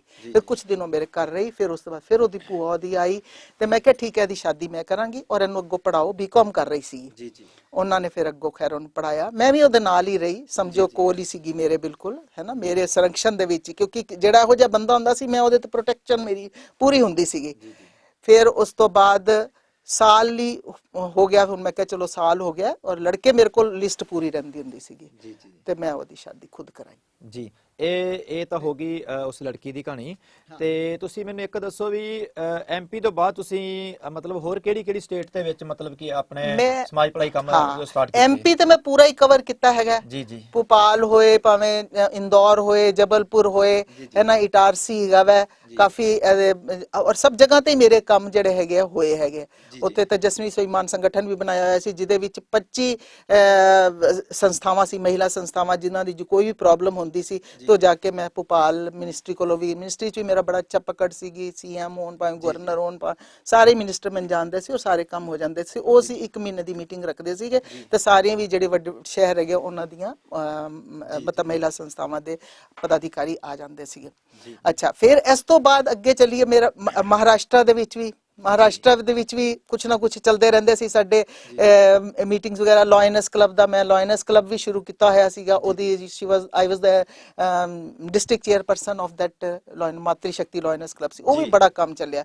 ਉਹ ਸਾਡਾ ਉਧਰ ਮਹਾਰਾਸ਼ਟਰ ਚਲੇ ਜਾਓ, ਸਾਊਥ ਵੀ, ਈਵਨ ਸਾਊਥ ਵੀ ਜਿਹੜਾ ਹੈਗਾ ਮੈਂ ਕਵਰ ਕੀਤਾ। ਫਿਰ ਇੱਧਰ ਛੱਤੀਸਗੜ੍ਹ ਵੀ ਕਵਰ ਕੀਤਾ ਹੈਗਾ, ਹੈ ਨਾ, ਤੇ ਇੱਧਰ ਹਰਿਆਣਾ ਵਿੱਚ ਵੀ ਅਸੀਂ ਆਏ ਹੋਏ ਆ, ਹੈ ਨਾ। ਬਸ ਉਹ ਕਹਿੰਦੇ ਪੰਜਾਬ ਥੋੜਾ ਛੁੱਟਿਆ ਸੀ ਤੇ ਪੰਜਾਬ ਹੁਣ 5 ਸਾਲ ਤੋਂ ਮੈਂ ਪੰਜਾਬ ਸਿਰਫ ਕਰ ਰਹੀ ਹੈਗੀ ਆ। ਜੀ ਜੀ, ਮੈਂ ਇਹੀ ਤੁਹਾਨੂੰ ਕੁਐਸਚਨ ਪੁੱਟ ਕਰਨ ਲੱਗਾ ਸੀ ਵੀ ਤੁਸੀਂ ਪੰਜਾਬ ਦੇ ਵਿੱਚ ਕਾਹਤੋਂ ਕੰਮ ਸਟਾਰਟ ਕੀਤਾ, ਪਰ ਮੇਰੇ ਕੁਐਸਚਨ ਤੋਂ ਪਹਿਲਾਂ ਹੀ ਤੁਸੀਂ ਆਨਸਰ ਦੇਤਾ। ਮੈਨੂੰ ਖੁਦ ਲੱਗਦਾ ਹੁੰਦਾ ਸੀ ਕਿ ਮੈਨੂੰ ਪੰਜਾਬ ਵਿੱਚ ਵੀ ਕਰਨਾ ਚਾਹੀਦਾ ਹੈ। ਮੈਂ ਪੰਜਾਬ ਦੀ ਹੈਗੀ ਆ, ਮੈਂ ਅੰਮ੍ਰਿਤਸਰ ਦੀ ਹੈਗੀ ਆ ਔਰ ਮੈਂ ਇੱਥੇ ਕੁਝ ਨਹੀਂ ਕਰ ਪਾ ਰਹੀ ਕਿਉਂਕਿ ਉਧਰ ਇੰਨਾ ਜ਼ਿਆਦਾ ਕੰਮ ਚੱਲਦਾ ਸੀ। ਇੱਕ ਤੇ ਐਜੂਕੇਸ਼ਨ ਦਾ ਸੀਗਾ, ਫਿਰ ਉਸ ਤੋਂ ਬਾਅਦ ਮੈਂ 1 ਸੈਕਿੰਡ ਵੀ ਬਿਲਕੁਲ ਮੈਨੂੰ ਲੱਗਦਾ ਜ਼ਿੰਦਗੀ 'ਚ ਮੈਂ ਕਦੀ ਆਰਾਮ ਨਹੀਂ ਕੀਤਾ ਹੋਣਾ। ਮੈਂ ਮਤਲਬ ਆਂਦੀ ਵੀ ਸੀ ਜਦੋਂ ਸਰਵਿਸ ਤੋਂ ਬਾਅਦ, ਤੇ ਫੈਮਿਲੀ ਕਾਉਂਸਲਿੰਗ ਦਾ ਕੰਮ ਜਿਹੜਾ ਉਹ ਵੀ ਮੈਂ ਸ਼ੁਰੂ ਕੀਤਾ ਹੋਇਆ ਸੀਗਾ। ਉਹ ਬਹੁਤ ਜ਼ਰੂਰੀ ਸੀਗਾ। ਉਹਦੇ ਵਿੱਚ ਤੇ ਹਜ਼ਾਰਾਂ ਜਿਹੜੇ ਪਰਿਵਾਰ ਇਹੋ ਜਿਹੇ ਟੁੱਟੇ ਹੋਏ ਪਰਿਵਾਰ ਜਿਹੜੇ ਹੈਗੇ ਮੈਂ ਬਸਾਏ ਔਰ ਬਹੁਤ ਸਾਰੀਆਂ ਪ੍ਰੋਬਲਮਸ ਵੀ ਹੁੰਦੀਆਂ ਸੀਗੀਆਂ। ਤੇ ਇੱਧਰ ਫਿਰ ਮੈਨੂੰ ਕੀ ਹੋਇਆ ਕਿ ਮੈਂ ਰਿਟਾਇਰ ਵੈਸੇ 2007 ਵਿੱਚ ਹੋ ਗਈ ਸੀ, ਲੇਕਿਨ ਕਿਉਂਕਿ ਉੱਥੇ ਮੇਰੀ ਇੰਨੀ ਸੈਟਿੰਗ ਹੋਈ ਸੀਗੀ ਐਮਪੀ ਵਿੱਚ ਔਰ ਦੂਸਰੇ ਮੇਰੇ ਸਟੇਟਸ ਦੇ ਵਿੱਚ, ਔਰ ਬੜੇ ਭਲਾਈ ਦੇ ਕੰਮ ਚੱਲ ਰਹੇ ਸੀ। ਬੜੇ ਲੋਕਾਂ ਨੂੰ ਈਸ਼ਵਰ ਦਇਆ ਨਾਲ ਮੇਰੀ ਮਤਲਬ ਜੋ ਸਰਵਿਸਿਜ਼ ਮੈਂ ਦੇ ਰਹੀ ਸੀ ਉਹਨਾਂ ਕਰਕੇ ਉਹਨਾਂ ਨੂੰ ਬੜਾ ਲਾਭ ਹੋ ਰਿਹਾ ਸੀਗਾ। ਔਰ ਈਵਨ ਲੈਕਸ ਮੈਂ ਕਵਾਂਗਾ, ਲੱਖਾਂ ਨੂੰ ਵੀ ਫਾਇਦਾ ਮਿਲ ਰਿਹਾ ਸੀ। ਮੈਨੂੰ ਲੱਗਦਾ ਕਿ ਹੋ ਸਕਦਾ ਮਤਲਬ ਇੰਨੇ ਹੋ ਗਏ ਹੋਣਗੇ ਲੋਕ। ਤੇ ਮੈਂ ਇਸ ਕਰਕੇ ਪੰਜਾਬ ਆਣਾ ਨਹੀਂ ਸੀ ਚਾਹੁੰਦੀ ਕਿ ਮੈਂ ਚਲੋ ਉਧਰ ਜਿੱਧਰ ਚੱਲ ਰਿਹਾ ਉਧਰ ਹੀ ਸਹੀ। ਜੀ ਜੀ, ਪਰ ਕਿਤੇ ਨਾ ਕਿਤੇ ਦਿਮਾਗ 'ਚ ਇਹ ਆਉਂਦਾ ਨਾ ਤੁਹਾਡੇ ਵੀ ਮੇਰੇ ਫਾਦਰ ਸਾਹਿਬ ਇਹਨੇ ਸਮਾਜ ਭਲਾਈ ਦੇ ਕੰਮ ਕਰ ਰਹੇ ਸੀ ਤੇ ਮੈਂ ਵੀ ਉਹਨਾਂ ਦੀ ਇਸ ਸੋਚ ਨੂੰ ਅੱਗੇ ਤੋਰਾਂ, ਕਿਉਂਕਿ ਆਲਰੇਡੀ ਤੁਸੀਂ ਐਮਪੀ ਤੇ ਹੋਰ ਸਟੇਟਾਂ ਦੇ ਵਿੱਚ ਤਾਂ ਬਹੁਤ ਕੰਮ ਕਰ ਚੁੱਕੇ ਸੀ, ਪਰ ਕਿਤੇ ਨਾ ਕਿਤੇ ਬੰਦੇ ਦਾ ਹੁੰਦਾ ਵੀ ਮੈਂ ਜਿੱਥੇ ਜੰਮਿਆ ਪਲਿਆ ਉੱਥੇ ਵੀ ਇਦਾਂ ਦੇ ਸਮਾਜ ਭਲਾਈ ਦੇ ਕੰਮ ਉਹ ਵੀ ਸਟਾਰਟ ਕਰਾਂ। ਬਹੁਤ ਅੱਛਾ ਤੁਸੀਂ ਕੁਐਸਚਨ ਕੀਤਾ ਔਰ ਤੁਸੀਂ ਬਿਲਕੁਲ ਠੀਕ ਕਹਿ ਰਹੇ ਹੋ ਕਿ ਮੈਂ ਉਧਰ ਕਰ ਰਹੀ ਸੀ। ਕਹਿੰਦੇ ਆ ਨਾ ਕਿ ਆਤਮਾ ਫਿਰ ਵੀ ਮੇਰੀ ਇੱਧਰ ਸੀ, ਖਿਚਾਵ ਇੱਕ ਮਿੱਟੀ ਦਾ, ਹੈ ਨਾ, ਵੀ ਮੈਂ ਗੁਰੂ ਨਗਰੀ ਦੀ ਆ। ਮੈਂ ਗੁਰੂ ਨਗਰੀ ਵਿੱਚ ਵੀ ਜਾ ਕੇ ਉੱਥੇ ਗੁਰੂਆਂ ਨੂੰ ਸਮਰਪਣ ਕਰਾਂ ਆਪਣੀਆਂ ਸੇਵਾਵਾਂ। ਤੇ ਫਿਰ ਮਤਲਬ 2007 ਤੋਂ ਬਾਅਦ 2010 ਤੱਕ ਵੀ ਮੈਂ ਉੱਥੇ ਹੀ ਰਹੀ ਕਿਉਂਕਿ ਇੰਨੇ ਜ਼ਿਆਦਾ ਕੰਮ ਸੀਗੇ ਕਿ ਮੈਂ ਉਹਨਾਂ ਨੂੰ ਵਾਈਂਡ ਅਪ ਕਰਕੇ ਨਾ ਬੜੀ ਮੁਸ਼ਕਿਲ ਲੱਗ ਰਹੀ ਸੀ ਕਿਸ ਤਰ੍ਹਾਂ ਮੈਂ ਵਾਈਂਡ ਅਪ ਕਰਾਂ। ਮੈਂ ਕਿਸ ਤਰ੍ਹਾਂ ਇਹ ਵਾਲੀਆਂ ਇੰਨੀਆਂ ਸਾਰੀਆਂ ਸੰਸਥਾਵਾਂ ਖੋਲੀਆਂ ਹੋਈਆਂ ਉਹਨਾਂ ਨੂੰ ਮੈਂ ਕਿਸ ਤਰ੍ਹਾਂ ਹੈਂਡਓਵਰ ਕਰਕੇ ਤਾਂ ਕਿ ਉਹ ਮੇਰੇ ਇੱਥੇ ਆਉਣ ਤੋਂ ਬਾਅਦ ਵੀ ਚੱਲਦੇ ਰਹਿਣ, ਕਿਉਂਕਿ ਇੱਥੇ ਤੇ ਆਖਿਰ ਆਣਾ ਵੀ ਸੀਗਾ ਕਿਉਂਕਿ ਜਿਸ ਤਰ੍ਹਾਂ ਏਜ ਹੁੰਦੀ ਜਾਂਦੀ ਹੈ ਬਈ ਆਪਣੇ ਰਿਸ਼ਤੇਦਾਰੀ ਵੀ ਚਾਹੀਦੀ ਹੈ। ਪੇਕੇ ਵੀ ਮੇਰੇ ਇੱਥੇ ਹੈ, ਭੈਣ ਵੀ ਭਰਜਾਈ ਵੀ ਇੱਥੇ ਹੈ, ਮੇਰੇ ਨਨਾਣ ਵੀ ਹੈ, ਮੇਰੇ ਜੇਠ ਜਠਾਣੀ ਉਹ ਵੀ ਸਾਰੇ ਇੱਥੇ ਹੈਗੇ ਆ ਔਰ ਸਾਰੇ ਮੇਰੇ ਤੇ ਬਹੁਤ ਜ਼ਿਆਦਾ ਜ਼ੋਰ ਪਾ ਰਹੇ ਸੀ ਕਿ ਬਈ ਹੁਣ ਇੱਥੇ ਆਣਾ ਹੈਗਾ। ਤੇ ਇੱਥੇ ਮੈਂ ਥੋੜਾ ਜਿਹਾ ਤੁਹਾਨੂੰ ਦੁਖਦ ਆਪਣਾ ਜਿਹੜੇ ਮੇਰੇ ਜੀਵਨ ਦੇ ਬੜੇ ਦੁਖਦ ਖਣ ਹੈ ਉਹ ਵੀ ਮੈਂ ਤੁਹਾਨੂੰ ਦੱਸਣਾ ਚਾਹਾਂਗੀ ਕਿ ਇਹ ਵੀ ਕਾਰਨ ਸੀ ਮੇਰਾ ਆਉਣ ਦਾ ਕਿ ਗਰੋਵਰ ਸਾਹਿਬ ਹੀ ਵਾਸ ਅ ਵੈਰੀ ਨਾਈਸ ਪਰਸਨ, ਸਮਾਜ ਸੇਵੀ ਸੀ। ਉਹ ਵੀ ਮੇਰੇ ਟੁੱਟੇ ਹੋਏ ਪਰਿਵਾਰ ਜਦੋਂ ਰਿਟਾਇਰ ਹੋਏ ਉਸ ਤੋਂ ਬਾਅਦ ਟੁੱਟੇ ਹੋਏ ਪਰਿਵਾਰਾਂ ਨੂੰ ਉਹ ਵੀ ਜੋੜਨ ਦੇ ਵਿੱਚ ਉਹਨਾਂ ਦਾ ਬੜਾ ਹੀ ਅਹਿਮ ਹੱਥ ਹੁੰਦਾ ਸੀਗਾ। ਪਰ ਜੋ ਵੀ ਕਹੋ ਈਸ਼ਵਰ ਨੇ ਦੇ ਸਾਹਮਣੇ ਤੇ ਕਿਸੇ ਦਾ ਵਸ ਚੱਲਦਾ ਨਹੀਂ ਹੈਗਾ। 29 ਦਸੰਬਰ 2004 ਦੀ ਗੱਲ ਹੈ। ਇੱਕ ਕਾਰ ਐਕਸੀਡੈਂਟ ਵਿੱਚ ਖੁਦ ਹੀ ਮੇਰੇ ਹਸਬੰਡ ਕਾਰ ਚਲਾ ਰਹੇ ਸੀਗੇ ਔਰ ਮੇਰਾ ਇਕਲੌਤਾ ਭਾਈ ਨਾਲ ਬੈਠਾ ਹੋਇਆ ਸੀ। ਉਹ ਇੱਥੋਂ ਅੰਮ੍ਰਿਤਸਰੋਂ ਉੱਥੇ ਆਇਆ ਹੋਇਆ ਸੀਗਾ ਤੇ ਬਸ ਸਾਹਮਣੇ ਉਹ ਟਰੱਕ ਆ ਰਿਹਾ ਸੀਗਾ, ਭੋਪਾਲ ਅਸੀਂ ਜਾ ਰਹੇ ਸੀਗੇ ਤੇ ਬਸ ਸਾਡੇ ਅੱਖਾਂ ਦੇ ਦੇਖਦੇ ਦੇਖਦੇ ਹੀ ਦੋਨੋਂ ਜਿਹੜੇ ਚਲੇ ਗਏ। ਮੇਰੀ ਜਿਹੜੀ ਨੂੰਹ ਸੀਗੀ ਉਹ ਵੀ ਪਿੱਛੇ ਕਾਰ ਵਿੱਚ ਬੈਠੀ ਹੋਈ ਸੀ ਤੇ ਉਹਨੂੰ ਵੀ ਬਹੁਤ ਜ਼ਿਆਦਾ ਚੋਟਾਂ ਲੱਗੀਆਂ, ਟੰਗਾਂ ਵਗੈਰਾ ਉਹਦੀਆਂ ਟੁੱਟ ਗਈਆਂ ਸੀ ਸਭ। ਈਸ਼ਵਰ ਨੇ ਖੈਰ ਉਹਨੂੰ ਤੇ ਫਿਰ ਵੀ ਲਾਈਫ ਬਖਸ਼ ਦਿੱਤੀ, ਲੇਕਿਨ ਦੋਨੋਂ ਮੇਰੇ ਹਸਬੈਂਡ ਔਰ ਮੇਰੇ ਭਰਾ ਜਿਹੜਾ ਸੀਗਾ ਉਹ ਦੋਨੋਂ ਹੀ ਨਹੀਂ ਰਹਿ ਪਾਏ। ਫਿਰ ਮੇਰੀ ਇੱਕ ਜਿਹੜੀ ਹੁਣ ਜ਼ਿੰਮੇਵਾਰੀ ਸੀਗੀ ਉਹ ਮੇਰੇ ਭਰਜਾਈ ਦੇ ਵੱਲ ਵੀ ਸੀਗੀ, ਉਹਨਾਂ ਦਾ ਵੀ ਪਰਿਵਾਰ ਮੈਨੂੰ ਹੀ ਹੁਣ ਦੇਖਣਾ ਹੈਗਾ ਸੀ ਔਰ ਉਹ ਇੱਥੇ ਸੀਗਾ। ਮੈਂ ਹਾਲਾਂਕਿ ਉੱਥੋਂ ਵੀ ਹੈਲਪ ਤੇ ਕਰਦੀ ਰਹਿੰਦੀ ਸੀਗੀ, ਲੇਕਿਨ ਇੱਥੇ ਵੀ ਆਣਾ ਉਹਨਾਂ ਕਰਕੇ ਜਿਹੜਾ ਸੀ ਮੇਰੇ ਵਾਸਤੇ ਬਹੁਤ ਹੀ ਜ਼ਰੂਰੀ ਸੀ। ਹਾਲਾਂਕਿ ਬੜੇ ਦੁਖਦ क्षण ਸੀ, ਫਿਰ ਵੀ ਮੈਂ ਆਪਣੇ ਆਪ ਨੂੰ ਪੱਕਾ ਕੀਤਾ ਹੋਇਆ ਸੀ ਕਿ ਨਹੀਂ, ਮੈਂ ਡਿੱਗਣਾ ਨਹੀਂ। ਅਗਰ ਮੈਂ ਡਿੱਗ ਗਈ ਤੇ ਮੇਰੇ ਬੱਚੇ ਹੈ, ਮੇਰੇ ਨਾਲ ਸਮਾਜ ਜੁੜਿਆ ਹੋਇਆ ਹੈ ਔਰ ਸਮਾਜ ਮੈਨੂੰ ਇੱਕ ਮਾਡਲ ਰੋਲ ਦੇ ਰੂਪ ਵਿੱਚ ਦੇਖਦਾ ਹੈ। ਤੇ ਮੈਂ ਹਾਲਾਂਕਿ ਉਸ ਵੇਲੇ ਲੋਕਾਂ ਨੇ ਆਪਣੇ ਦੇ ਘਰ ਪੂਜਾ ਕਰਨੀ ਛੋੜ ਦਿੱਤੀ, ਪਾਠ ਕਰਨਾ ਛੋੜ ਦਿੱਤਾ ਕਿ ਐਸਾ ਪਰਿਵਾਰ ਜਿਨ੍ਹਾਂ ਨੇ ਇੱਕ ਇੱਕ ਮਿੰਟ ਪੂਰੀ ਜ਼ਿੰਦਗੀ ਜਿਹੜਾ ਸਮਾਜ ਸੇਵਾ ਵਿੱਚ ਦਿੱਤਾ, ਉਹਨਾਂ ਦੇ ਉੱਤੇ ਇੰਨਾ ਵੱਡਾ ਦੁੱਖ ਆ ਗਿਆ। ਪਰ ਮੈਂ ਕਹਿੰਦੀ ਸੀ ਇਹ ਰੱਬ ਨੂੰ ਜੋ ਮਾਲਿਕ ਨੂੰ ਜੋ ਮਨਜ਼ੂਰ ਹੁੰਦਾ ਹੈਗਾ ਕਿ ਉਸ ਪਰਮਾਤਮਾ ਵਾਹਿਗੁਰੂ ਦੇ ਅੱਗੇ ਕਿਸੇ ਦਾ ਕੋਈ ਜ਼ੋਰ ਨਹੀਂ ਹੈਗਾ, ਜ਼ੋਰ ਨਹੀਂ ਚੱਲਦਾ। ਬਸ ਮੈਂ ਆਪਣੇ ਆਪ ਨੂੰ ਬਿਲਕੁਲ ਕਹਿੰਦੇ ਦ੍ਰਿੜ ਨਿਸ਼ਚੇ ਔਰ ਉਹੀਓ ਮੇਰਾ ਸੰਕਲਪ ਜਗਾਏ ਰੱਖਿਆ ਅੰਦਰ। ਔਰ ਮੈਂ ਹੋਰ ਵੀ ਜ਼ਿਆਦਾ ਕਿ ਮੈਂ ਹੋ ਸਕਦਾ ਹੈ ਕਿ ਮੇਰੇ ਕੁਝ ਐਸੇ ਕਰਮ ਰਹਿ ਗਏ ਹੋਣ ਜਾਂ ਪਿਛਲੇ ਕਰਮ ਹੋਣਗੇ ਜਿਹਦੇ ਕਾਰਨ ਮੈਨੂੰ ਇੰਨੀ ਵੱਡੀ ਸਜ਼ਾ ਮਿਲੀ ਹੈ, ਜਾਂ ਮੇਰਾ ਰੱਬ ਦੇ ਪ੍ਰਤੀ ਉਹਨਾਂ ਸਮਰਪਣ ਨਹੀਂ ਹੋਏਗਾ ਜਿੰਨਾ ਹੋਣਾ ਚਾਹੀਦਾ। ਮੈਂ ਹੋਰ ਵੀ ਆਪਣੇ ਆਪ ਨੂੰ ਜਿਹੜਾ ਰੱਬ ਦੇ ਪ੍ਰਤੀ ਸਮਰਪਿਤ ਕਰ ਦਿੱਤਾ, ਹੋਰ ਵੀ ਸਮਾਜ ਦੇ ਸੇਵਾ ਦੇ ਪ੍ਰਤੀ ਆਪਣੇ ਆਪ ਨੂੰ ਜਿਹੜਾ ਪੂਰੀ ਤਰ੍ਹਾਂ ਨਾਲ ਤਨ ਮਨ ਧਨ ਨਾਲ ਪਹਿਲੇ ਕੀਤਾ, ਫਿਰ ਵੀ ਮੈਂ ਹੋਰ ਵੀ ਜ਼ਿਆਦਾ ਕੋਸ਼ਿਸ਼ ਕੀਤੀ ਤੇ ਉਹਦੇ ਨਾਲ ਹੀ ਮੈਂ ਅੱਜ ਖੜੀ ਹੋਈ ਹਾਂ। ਕਿਉਂਕਿ ਮੈਂ ਮੇਰੇ ਲੋਕਾਂ ਦੀਆਂ ਦੁਆਵਾਂ ਜਿਹੜੀਆਂ ਮੇਰੇ ਨਾਲ ਨੇ, ਮੈਂ ਅਗਰ ਕਿਸੇ ਦਾ ਕੰਮ ਕਰਨੀ ਆ ਤਾਂ ਮੈਨੂੰ ਲੱਗਦਾ ਹੈ ਕਿ ਉਹਨਾਂ ਨੂੰ ਸ਼ਾਇਦ ਉਨੀ ਸ਼ਾਂਤੀ ਨਹੀਂ ਜਿੰਨੀ ਮੈਨੂੰ ਸ਼ਾਂਤੀ ਮਿਲਦੀ ਹੈ ਕਿ ਮੈਂ ਈਸ਼ਵਰ ਨੇ ਜਿਹੜਾ ਮੈਨੂੰ ਕੰਮ ਦਿੱਤਾ ਸੀ ਮੈਂ ਉਹਦੇ ਵਿੱਚ ਸਫਲ ਹੋ ਗਈ ਹਾਂ। ਇਹ ਜਿਹੜਾ ਟੁੱਟਾ ਹੋਇਆ ਘਰ ਸੀ ਅੱਜ ਮੈਨੂੰ ਬਸਾ ਲਿਆ, ਮੈਂ ਉਹਦੇ ਵਿੱਚ ਸਫਲ ਹੋ ਗਈ ਹਾਂ। ਇਹਦਾ ਆਪਰੇਸ਼ਨ ਕਰਵਾ ਲਿਆ, ਇਹਦਾ ਕੰਮ ਹੋ ਗਿਆ, ਉਹਦਾ ਕੰਮ, ਤਾਂ ਮੈਨੂੰ ਉਹਦੇ ਵਿੱਚ ਇੱਕ ਬੜਾ ਜਿਹੜਾ ਹੈਗਾ ਸਕੂਨ ਮਿਲਦਾ ਹੈਗਾ। ਰਾਤੀ ਬੜੀ ਅੱਛੀ ਨੀਂਦ ਆਉਂਦੀ ਹੈ ਕਿ ਹਾਂ ਮੈਂ ਕੁਝ ਕਰ ਰਹੀ ਹਾਂ। ਮੇਰੇ ਜੀਵਨ ਦਾ ਜਿਹੜਾ ਧਿਏ ਹੈ, ਮੇਰੇ ਜੀਵਨ ਦਾ ਇੱਕ ਸੰਕਲਪ ਹੈ ਜਿਹੜਾ ਰੱਬ ਦੇ ਸਾਹਮਣੇ ਮੈਂ ਆਪਣੇ ਆਪ ਨੂੰ ਕਹਿੰਦੇ ਨਾ ਖੁਦ ਤੇ ਖੁਦਾ ਦੇ ਸਾਹਮਣੇ ਇੱਕ ਜੋ ਅਸੀਂ ਸੰਕਲਪ ਲਿਆ ਹੁੰਦਾ ਵੈ ਉਹ ਪੂਰਾ ਹੋਣਾ ਬੜਾ ਜ਼ਰੂਰੀ ਹੈ। ਤਾਂ ਉਹ ਮੇਰਾ ਪੂਰਾ ਜਿਹੜਾ ਉਹ ਮੇਰਾ ਰੱਬ ਕਰ ਰਿਹਾ ਹੈਗਾ, ਵਾਹਿਗੁਰੂ ਕਰ ਰਿਹਾ ਹੈਗਾ। ਔਰ ਮੈਂ ਵਾਹਿਗੁਰੂ ਦੀ ਨਗਰੀ ਵਿੱਚ ਹੈਗੀ ਹਾਂ ਔਰ ਇਸ ਨਗਰੀ ਦੇ ਨੇ ਮੈਨੂੰ ਬਹੁਤ ਪਿਆਰ ਦਿੱਤਾ ਹੈ। ਮੈਂ ਜਦੋਂ ਦੀ ਇੱਥੇ 5 ਸਾਲ ਹੋ ਗਏ ਮੈਨੂੰ ਆਏ ਹੋਏ ਇੱਥੇ ਵੀ ਮੈਨੂੰ ਬਹੁਤ ਜ਼ਿਆਦਾ ਮੈਂ ਖੁਦ ਹੀ ਨਹੀਂ ਸੋਚ ਸਕਦੀ ਸੀ ਕਿ ਇੰਨਾ ਮੈਨੂੰ ਪਿਆਰ ਮਿਲੇਗਾ। ਇੱਥੇ ਐਸਕॉर्ट ਫੋਰਟੀਜ਼ ਉੱਥੇ ਵਿੱਚ ਵੀ ਮੈਨੂੰ ਜੈਂਡਰ ਸੈਂਸਿਟਿਵ ਕਮੇਟੀ ਉਹਦੀ ਹੈੱਡ ਹੈਗੀ ਆ। ਕਾਲਜਾਂ ਦੇ ਵਿੱਚ ਬਹੁਤ ਸਾਰੀ ਕਮੇਟੀਆਂ ਦੀ ਮੈਂ ਹੈੱਡ ਹੈਗੀ ਆ। ਔਰ ਮਦਨ ਲਾਲ ਢੀਂਗਰਾ ਸੁਸਾਇਟੀ ਜਿੱਥੇ ਮੈਂ ਰਹਿੰਦੀ ਹਾਂ ਉਹਦੀ ਵੀ ਮੈਂ ਚੇਅਰਮੈਨ ਹੈਗੀ ਆ। ਫਿਰ ਉਸ ਫੈਮਿਲੀ ਕਾਉਂਸਲਿੰਗ ਸੈੱਲ ਦੀ ਵੀ ਚੇਅਰਮੈਨ ਹੈਗੀ ਆ। ਜਨ ਕਲਿਆਣ ਸੰਗਠਨ ਦੀ ਵੀ ਆ। ਇਸ ਤਰ੍ਹਾਂ ਮੈਂ ਵਿਵੇਕਾਨੰਦ ਸਮਾਰੋਹ ਸਮਿਤੀ ਹੈ ਉਹ ਬਾਦਲ ਜੀ ਨੇ ਬਣਾਈ ਸੀਗੀ, ਉਹਨਾਂ ਦੇ ਵਿੱਚ ਵੀ ਮੈਂ ਹੈਗੀ ਆ। ਪੂਰੇ ਅਸੀਂ ਇੱਥੇ ਪੰਜਾਬ ਵਿੱਚ ਗਏ ਆ ਔਰ ਉਹਨਾਂ ਦਾ ਵਿਵੇਕਾਨੰਦ ਜੀ ਦਾ ਸੰਦੇਸ਼ ਜਿਹੜਾ ਹੈਗਾ ਉਹ ਦੇ ਕੇ ਆਏ ਆ। ਬੜੇ ਮੈਨੂੰ ਅਵਾਰਡ ਵੀ ਇੱਥੇ ਮਿਲੇ ਚੰਡੀਗੜ੍ਹ ਦੇ ਵਿੱਚ ਵੀ। ਮੈਂ ਤੁਹਾਨੂੰ ਇੱਕ ਕੁਐਸਚਨ ਹੋਰ ਕਰਨਾ ਚਾਹਾਂਗਾ। ਜਿੱਦਾਂ ਤੁਸੀਂ ਦੱਸਿਆ ਵੀ ਤੁਸੀਂ ਬਹੁਤ ਸਾਰੇ ਇਦਾਂ ਦੇ ਕਲੱਬ ਨੇ ਜਿਨ੍ਹਾਂ ਦੇ ਤੁਸੀਂ ਵਿੱਚ ਮੈਂਬਰ ਵੀ ਹੋ ਤੇ ਪ੍ਰੈਜ਼ੀਡੈਂਟ ਵੀ ਹੋ, ਤੇ ਜਿੱਥੋਂ ਤੱਕ ਸਾਨੂੰ ਪਤਾ ਤੁਸੀਂ ਲੋਕ ਅਦਾਲਤ ਦੇ ਵਿੱਚ ਵੀ ਹੋ। ਲੋਕ ਅਦਾਲਤ ਵਿੱਚ ਵੀ ਹੈਗੀਆਂ। ਤਾਂ ਲੋਕ ਅਦਾਲਤ ਬਾਰੇ ਤੁਸੀਂ ਬੜਾ ਅੱਛਾ ਮੈਨੂੰ ਯਾਦ ਦਿਲਾਇਆ ਕਹਿਣਾ ਚਾਹੀਦਾ ਔਰ ਬੜਾ ਅੱਛਾ ਕੁਐਸਚਨ ਵੀ ਹੈ ਕਿਉਂਕਿ ਲੋਕ ਅਦਾਲਤ ਦੇ ਨਾਲ ਸਾਡੀਆਂ ਭੈਣਾਂ ਦੀਆਂ ਔਰ ਸਾਡੀਆਂ ਬੇਟੀਆਂ ਦੀ ਜ਼ਿੰਦਗੀ ਜੁੜੀ ਹੋਈ ਹੈ। ਜੀ ਜੀ ਜੀ। ਔਰ ਇਹੋ ਜਿਹੇ ਕੇਸ ਜਦੋਂ ਆਉਂਦੇ ਹੈਗੇ ਆ ਉੱਥੇ ਮੇਰੇ ਕੋਲ, ਔਰ ਸਭ ਨੂੰ ਪਤਾ ਹੈ ਕਿ ਮੈਂ ਤੇ 100% ਬੇਟੀ ਨੂੰ ਆਪਣੇ ਘਰ ਭੇਜਣਾ ਹੀ ਆ, ਭਾਵੇਂ ਕਿੰਨਾ ਵੀ ਵਿਵਾਦ ਹੋਏ, ਕਿੰਨਾ ਵੀ ਉਹਨਾਂ ਦਾ ਝਗੜਾ ਹੋਏ, ਔਰ ਮੈਂ ਪੂਰੀ ਜ਼ਿੰਮੇਵਾਰੀ ਆਪਣੇ ਉੱਤੇ ਲੈ ਲੈਣੀ ਆ। ਤੇ ਹਾਲਾਂਕਿ ਉਹਨਾਂ ਦੇ ਜਿਹੜੇ ਕੰਸਰਨਡ ਵਕੀਲ ਹੁੰਦੇ ਆ ਉਹ ਕਹਿੰਦੇ ਕਿ ਮੈਡਮ ਆਪ ਕਿਉਂ ਜੋ ਹੈ ਉਹ ਜ਼ਬਰਦਸਤੀ ਕਰ ਰਹੀ ਹੈ ਅਗਰ ਉਹ ਨਹੀਂ ਜਾਣਾ ਚਾਹਤੀ। ਤੇ ਮੈਂ ਫਿਰ ਉਹਨਾਂ ਨੂੰ ਕਹਿੰਦੀ ਆ ਕਿ ਵੀ ਤੁਹਾਡੀਆਂ ਆਪਣੀਆਂ ਭੈਣਾਂ ਆਪਣੀਆਂ ਬੇਟੀਆਂ ਅਗਰ ਹੁੰਦੀਆਂ ਔਰ ਸ਼ਾਦੀ ਤੋਂ ਬਾਅਦ ਆਪਣੇ ਪੇਕੇ ਬੈਠੀਆਂ ਹੁੰਦੀਆਂ ਤੇ ਤੁਹਾਨੂੰ ਕਿਸ ਤਰ੍ਹਾਂ ਲੱਗਦਾ? ਉਹ ਵੀ ਸਾਡੀਆਂ ਹੀ ਬੇਟੀਆਂ ਨੇ, ਉਹ ਵੀ ਸਾਡੀਆਂ ਭੈਣਾਂ ਨੇ। ਬਿਲਕੁਲ ਬਿਲਕੁਲ। ਉਹਨਾਂ ਦਾ ਦਰਦ ਤੁਸੀਂ ਸਮਝੋ। ਤੇ ਉਹ ਫਿਰ ਚੁੱਪ ਕਰ ਜਾਂਦੇ ਹੈਗੇ ਕਿਉਂਕਿ ਇੱਥੇ ਜਜਮੈਂਟ ਸਾਡੇ ਕੋਲ ਹੁੰਦਾ ਹੈ ਔਰ ਵੈਸੇ ਨਾਲ ਸਾਡੇ ਇੱਕ ਜੱਜ ਵੀ ਹੁੰਦੇ ਆ, ਉਹ ਵੀ ਸਾਰੇ ਬੜੇ ਅੱਛੇ ਹੁੰਦੇ, ਸਾਰੇ ਮੈਨੂੰ ਜਾਣਦੇ। ਇੱਥੇ ਸੈਸ਼ਨ ਜੱਜ ਵੀ ਈਵਨ ਉਹ ਵੀ ਬੜਾ ਪਿਆਰ ਕਰਦੇ ਔਰ ਗੱਲ ਮੰਨਦੇ ਆ, ਫਿਰ ਉੱਥੇ ਬਸ ਅਸੀਂ ਜਿਹੜਾ ਇੱਕ ਵਾਰੀ ਭੇਜ ਦਿੰਦੇ ਆ ਤਾਂ ਉਹ ਸਾਡੀ ਇੱਕ ਲਾਸਟ ਸੇ ਹੁੰਦੀ ਹੈ। ਉਹਦੀ ਰੀ ਅਪੀਲ ਜਿਹੜੀ ਆ ਉਹ ਸੁਪਰੀਮ ਕੋਰਟ ਵਿੱਚ ਵੀ ਨਹੀਂ ਹੋ ਸਕਦੀ। ਤੇ ਇਸ ਤਰ੍ਹਾਂ ਉੱਥੇ ਵੀ ਜਿਹੜੀਆਂ ਮੈਂ ਬਹੁਤ ਸਾਰੇ ਈਸ਼ਵਰ ਦੀ ਦਇਆ ਨਾਲ ਬਹੁਤ ਸਾਰੇ ਪਰਿਵਾਰ ਮੈਂ ਮਿਲਾਏ, ਇੱਥੇ ਵੀ ਮਿਲਾਏ, ਐਮਪੀ ਵਿੱਚ ਵੀ ਮੈਂ ਲੋਕ ਅਦਾਲਤ ਵਿੱਚ ਸੀ, ਕੰਜ਼ਿਊਮਰ ਕੋਰਟ ਵਿੱਚ ਸੀ, ਤੇ ਇੱਥੇ ਵੀ ਜਿਹੜਾ ਹੈਗਾ ਇਹ ਵਾਲਾ ਕੰਮ ਜਿਹੜਾ ਹੈਗਾ ਲੋਕ ਅਦਾਲਤ ਦਾ ਕੰਮ ਬੜਾ ਅੱਛਾ ਚੱਲਦਾ ਹੈ।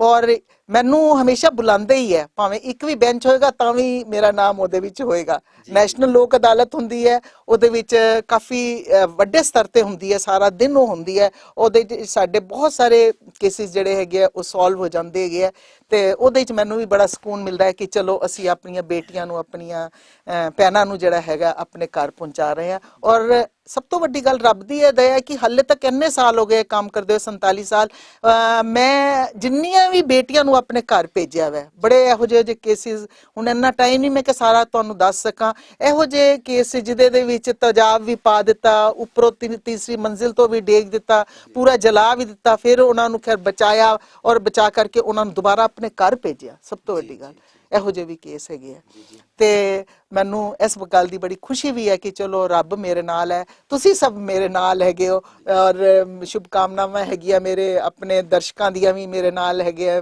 ਤੇ ਮੈਂ ਇਹ ਕੰਮ ਜਿਹੜਾ ਹੈਗਾ ਤਾਂ ਹੀ ਕਰ ਪਾ ਰਹੀ ਹਾਂ, ਨਹੀਂ ਤਾਂ ਮੇਰੀ ਆਪਣੀ ਖੁਦ ਦੀ ਜਿਹੜੀ ਕਾਬਲੀਅਤ ਮੈਨੂੰ ਲਈ ਕੁਝ ਵੀ ਨਹੀਂ ਹੈ, ਖੁਦ ਦੀ ਸ਼ਕਤੀ ਮੇਰੀ ਕੁਝ ਨਹੀਂ ਹੈ, ਸਭ ਉੱਪਰ ਵਾਲੇ ਦੀ ਸ਼ਕਤੀ ਜਿਹੜੀ ਜੋ ਮੇਰੇ ਨਾਲ ਹੈਗੀ। ਲੋਕਾਂ ਦੀਆਂ ਦੁਆਵਾਂ ਤੇ ਜਿਹਦੇ ਨਾਲ ਉਸ ਵਾਹਿਗੁਰੂ ਪ੍ਰਮਾਤਮਾ ਦਾ ਸਾਥ ਹੋਵੇ ਤੇ ਉਹਨੂੰ ਕਾਮਯਾਬੀ ਹੈ ਜੋ ਆਪਣੇ ਆਪ ਮਿਲਦੀ ਜਾਂਦੀ ਆ, ਕਿਉਂਕਿ ਤੁਸੀਂ ਤਾਂ ਜੋ ਕੰਮ ਕਰ ਰਹੇ ਹੋ ਵੈਸੇ ਵੀ ਲੋਕਾਂ ਦੀ ਲੋਕ ਭਲਾਈ ਦਾ ਕੰਮ ਆ। ਤੇ ਮੈਡਮ ਹੁਣੇ ਗੱਲ ਚੱਲ ਰਹੀ ਆ, ਤੁਸੀਂ ਮਤਲਬ ਕਿੰਨੇ ਤਲਾਕਸ਼ੁਦਾ ਦੇ ਤੁਸੀਂ ਰਿਸ਼ਤੇ ਕਰਵਾਏ ਆ, ਕਿੰਨੇ ਤੁਸੀਂ ਘਰ ਵਸਾਏ ਆ, ਹੁਣ ਤੱਕ ਤੁਸੀਂ ਕਿੰਨੇ ਮਤਲਬ ਕਿ ਤਲਾਕਸ਼ੁਦਾ ਜੋ ਘਰ ਵਸਾ ਚੁੱਕੇ ਹੋ? ਮੈਂ ਤਾਂ ਵੈਸੇ ਸੱਚੀ ਦੱਸਾਂ ਗਿਣੇ ਨਹੀਂ, ਬਲਕਿ ਤੁਹਾਨੂੰ ਮੈਂ ਇੱਕ ਕਿਤਾਬ ਦਿੱਤੀ ਹੈ ਜਿਹੜੀ ਵੀ ਸੰਸਥਾਵਾਂ ਨੇ ਮੇਰੇ ਉੱਤੇ ਲਿਖੀ ਹੋਈ, ਬੜੀਆਂ ਸਾਰੀਆਂ ਮੈਗਜ਼ੀਨਸ ਵੀ ਮੇਰੇ ਉੱਪਰ ਲਿਖੀਆਂ, ਕਹਿਣਾ ਨਹੀਂ, ਹਾਂ ਮੈਂ ਉਹੀ ਦੱਸਣਾ ਚਾਹ ਰਹੀ ਹਾਂ। ਤੇ ਮੇਰਾ ਖਿਆਲ ਹੈ ਲਿਖੇ ਹੋਣਗੇ ਉਹ 3000 ਤਾਂ ਹੋਣਗੇ, 4000 ਵੀ ਹੋ ਸਕਦੇ, 5000 ਵੀ ਹੋ ਸਕਦੇ ਹੈ ਨਾ। ਤੇ ਮਤਲਬ ਮੈਂ ਦੱਸ ਰਹੀ ਨਾ 2 ਜਨਵਰੀ 1968 ਵਿੱਚ ਇੱਕ ਪਹਿਲਾ ਜਿਹੜਾ ਮੈਂ ਪਰਿਵਾਰ ਮਿਲਾਇਆ ਸੀ, ਔਰ ਅੱਜ ਇਸ ਉਮਰ ਵਿੱਚ ਮੈਂ ਹੋ ਗਈ ਹਾਂ, ਮੈਂ ਕੋਈ ਉਹਦਾ ਹਿਸਾਬ ਕਿਤਾਬ ਵਾਕਈ ਨਹੀਂ ਰੱਖਿਆ ਹੈਗਾ, ਲੇਕਿਨ ਹਾਂ ਬਈ ਫਿਰ ਵੀ ਮੈਨੂੰ ਲੱਗਦਾ ਹੈ ਕਿ 3000 ਤੋਂ ਤਾਂ ਜ਼ਿਆਦਾ ਹੀ ਹੋ ਗਏ ਹੋਣੇ ਹੈਗੇ ਆ। ਕੁਝ ਹੈਗੇ ਵੀ ਹੈ, ਕੁਝ ਉੱਥੋਂ ਦੇ, ਕਿਉਂਕਿ ਐਮਪੀ ਦੇ ਵਿੱਚ ਕੀ ਸੀਗਾ, ਜਿਹੜੀ ਮੈਂ ਫੈਮਿਲੀ ਕਾਉਂਸਲਿੰਗ ਸੈੱਲ ਖੋਲਿਆ ਸੀ ਨਾ, ਤਾਂ ਉਹਦਾ ਜਿਹੜਾ ਪ੍ਰੈਜ਼ੀਡੈਂਟ ਸੀ ਮੈਂ ਉੱਥੋਂ ਦੇ ਐਸਪੀ ਨੂੰ ਬਣਾਇਆ ਹੋਇਆ ਸੀ, and I was the vice president, ਔਰ ਉਹਨਾਂ ਦਾ ਨਾਲ ਦਾ ਹੀ ਚੈਂਬਰ ਮੇਰਾ ਹੁੰਦਾ ਸੀਗਾ। ਉਹਦੇ ਸਾਰੇ ਮੇਰੇ ਕੋਲ ਹੈਗੇ ਆ, ਕਿਤਾਬ ਵਿੱਚ ਵੀ ਤੁਸੀਂ ਦੇਖੋਗੇ, ਫੋਟੋਜ਼ ਵਗੈਰਾ ਵੀ ਹੈਗੀਆਂ। ਤਾਂ ਉਹ ਬਿਲਕੁਲ ਨਹੀਂ ਕਦੀ ਉਹਨਾਂ ਨੇ ਮੇਰੇ ਵੱਲ ਦੇਖਿਆ ਵੀ ਨਹੀਂ ਸੀ ਆ ਕੇ, ਉਹਨਾਂ ਨੂੰ ਪਤਾ ਇੰਨਾ ਉਹਨਾਂ ਨੂੰ ਮੇਰੇ ਤੇ ਵਿਸ਼ਵਾਸ ਹੁੰਦਾ ਸੀਗਾ ਕਿ ਨਹੀਂ ਇਹ ਜੋ ਕਰੇਗੀ ਠੀਕ ਕਰ ਰਹੀ ਹੈ। ਤੇ ਇੰਨੇ ਉਹ ਖੁਦ ਹੀ ਕਹਿੰਦੇ ਸੀ, ਕਹਿੰਦੇ ਤੁਸੀਂ ਜਿੰਨੇ ਪਰਿਵਾਰਾਂ ਨੂੰ ਮਿਲਾ ਲੈਂਦੇ ਹੋ ਸਾਡੇ 'ਚ ਤੇ ਹਿੰਮਤ ਹੀ ਨਹੀਂ। ਐਸਪੀ ਵਗੈਰਾ ਕਹਿੰਦੇ ਹੁੰਦੇ ਸੀਗੇ ਮੇਰੇ ਨਾਲ, ਮੈਂ ਹੋਰ ਵੀ ਰੱਖੀਆਂ ਹੋਈਆਂ ਸੀ ਲੇਡੀਜ਼, ਲੇਕਿਨ ਉਹ ਕਹਿੰਦੀ ਸੀ ਕਿ ਨਹੀਂ ਤੁਸੀਂ ਹੀ ਕਰੋ। ਉਹਨਾਂ ਨੂੰ ਇੱਕ ਜਿਹੜਾ ਵਿਸ਼ਵਾਸ ਸੀ ਕਿ ਨਹੀਂ ਮੈਡਮ ਕਰਨਗੇ ਤੇ ਠੀਕ ਹੋ ਜਾਏਗਾ। ਉਹ ਬਸ ਵਾਹਿਗੁਰੂ ਦੀ ਇੱਕ ਦਇਆ ਕਹਿਣੀ ਚਾਹੀਦੀ ਹੈ, ਉਹਨਾਂ ਦੀ ਕਿਰਪਾ ਕਹਿਣੀ ਚਾਹੀਦੀ ਹੈ, ਜਿਹਦੇ ਕਾਰਨ ਕਰਦੀ ਗਈ ਔਰ ਸਭ ਠੀਕ ਹੀ ਹੁੰਦਾ ਗਿਆ। ਇੱਕ ਰਿਹਾ ਦੋਸਤੋ, ਦਿਲ ਤਾਂ ਕਰਦਾ ਸੀ ਤੁਹਾਡੇ ਨਾਲ ਹੋਰ ਵੀ ਬਹੁਤ ਸਾਰੀਆਂ ਗੱਲਾਂ ਕਰੀਏ, ਪਰ ਕੀ ਕਰੀਏ, ਸਮਾਂ ਇਜਾਜ਼ਤ ਨਹੀਂ ਦੇ ਰਿਹਾ। ਪਰ ਇਸ ਗੱਲਬਾਤ ਦਾ ਸਿਲਸਿਲਾ ਅਸੀਂ ਅੱਗੇ ਵੀ ਜਾਰੀ ਰੱਖਾਂਗੇ, ਮਤਲਬ ਕਿ ਜੋ ਗੱਲਾਂ ਬਾਤਾਂ ਆਪਣੀਆਂ ਰਹਿ ਗਈਆਂ ਉਹ ਆਪਾਂ ਅਗਲੇ ਐਪੀਸੋਡ ਦੇ ਵਿੱਚ ਕਰਾਂਗੇ। ਹੁਣ ਸਾਨੂੰ ਦਿਓ ਇਜਾਜ਼ਤ। ਸਤਿ ਸ੍ਰੀ ਅਕਾਲ। ਸਤਿ ਸ਼੍ਰੀ ਅਕਾਲ। ਇੱਕ ਨਜ਼ਰ, ਇੱਕ ਨਜ਼ਰ, ਇੱਕ ਨਜ਼ਰ,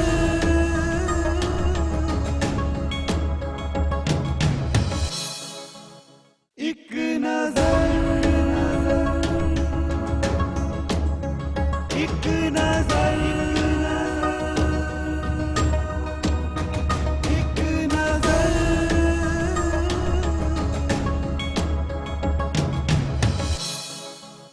ਸਤਿ ਸ਼੍ਰੀ ਅਕਾਲ ਦੋਸਤੋ, ਮੈਂ ਹਾਂ ਜਸਵਿੰਦਰ ਸਿੰਘ ਤੇ ਤੁਸੀਂ ਦੇਖ ਰਹੇ ਹੋ ਟੀਵੀ 84 ਚੈਨਲ ਤੇ ਮੈਂ ਲੈ ਕੇ ਹਾਜ਼ਰ ਹਾਂ ਤੁਹਾਡਾ ਆਪਣਾ ਫੇਵਰੇਟ ਪ੍ਰੋਗਰਾਮ ਇੱਕ ਨਜ਼ਰ। ਦੋਸਤੋ, ਜਿੱਦਾਂ ਤੁਹਾਨੂੰ ਪਤਾ ਕਿ ਸਾਡੇ ਇਸ ਪ੍ਰੋਗਰਾਮ ਦੇ ਜ਼ਰੀਏ ਅਸੀਂ ਤੁਹਾਡੀ ਮੁਲਾਕਾਤ ਮਹਾਨ ਸ਼ਖਸੀਅਤ, ਮਹਾਨ ਹਸਤੀਆਂ ਦੇ ਨਾਲ ਕਰਾਉਣੇ ਆ। ਪਿਛਲੀ ਵਾਰ ਸਾਡੇ ਸਟੂਡੀਓ ਦੇ ਵਿੱਚ ਮੌਜੂਦ ਸੀ ਮੈਡਮ ਸਵਰਾਜ ਗਰੋਵਰ, ਤੇ ਉਹਨਾਂ ਨਾਲ ਆਪਾਂ ਕੀਤੀਆਂ ਸੀ ਢੇਰ ਸਾਰੀਆਂ ਗੱਲਾਂ, ਤੇ ਜੋ ਗੱਲਾਂ ਬਾਤਾਂ ਰਹਿ ਗਈਆਂ ਸੀ ਉਹ ਗੱਲਾਂ ਬਾਤਾਂ ਨੂੰ ਅੱਗੇ ਜਾਰੀ ਕਰਨ ਦੇ ਲਈ ਅੱਜ ਫਿਰ ਸਾਡੇ ਸਟੂਡੀਓ ਦੇ ਵਿੱਚ ਮੌਜੂਦ ਨੇ ਮੈਡਮ ਸਵਰਾਜ ਗਰੋਵਰ, ਤੇ ਆਓ ਕਰਦੇ ਹਾਂ ਗੱਲਬਾਤ ਦਾ ਸਿਲਸਿਲਾ ਜਾਰੀ। ਸਤਿ ਸ਼੍ਰੀ ਅਕਾਲ। ਸਤਿ ਸ਼੍ਰੀ ਅਕਾਲ ਜੀ। ਮੈਡਮ ਕੋਈ ਇਦਾਂ ਦਾ ਕੇਸ ਤੁਹਾਡੇ ਕੋਲ ਆਇਆ ਜਿਹਦੇ ਨਾਲ ਮਤਲਬ ਕਿ ਤੁਹਾਨੂੰ ਵੀ ਬਹੁਤ ਜ਼ਿਆਦਾ ਮੁਸ਼ਕਲ ਆਈ ਹੋਵੇ? ਕੋਈ ਇਦਾਂ ਦਾ ਕੋਈ ਕੇਸ ਆਇਆ ਹੋਊਗਾ?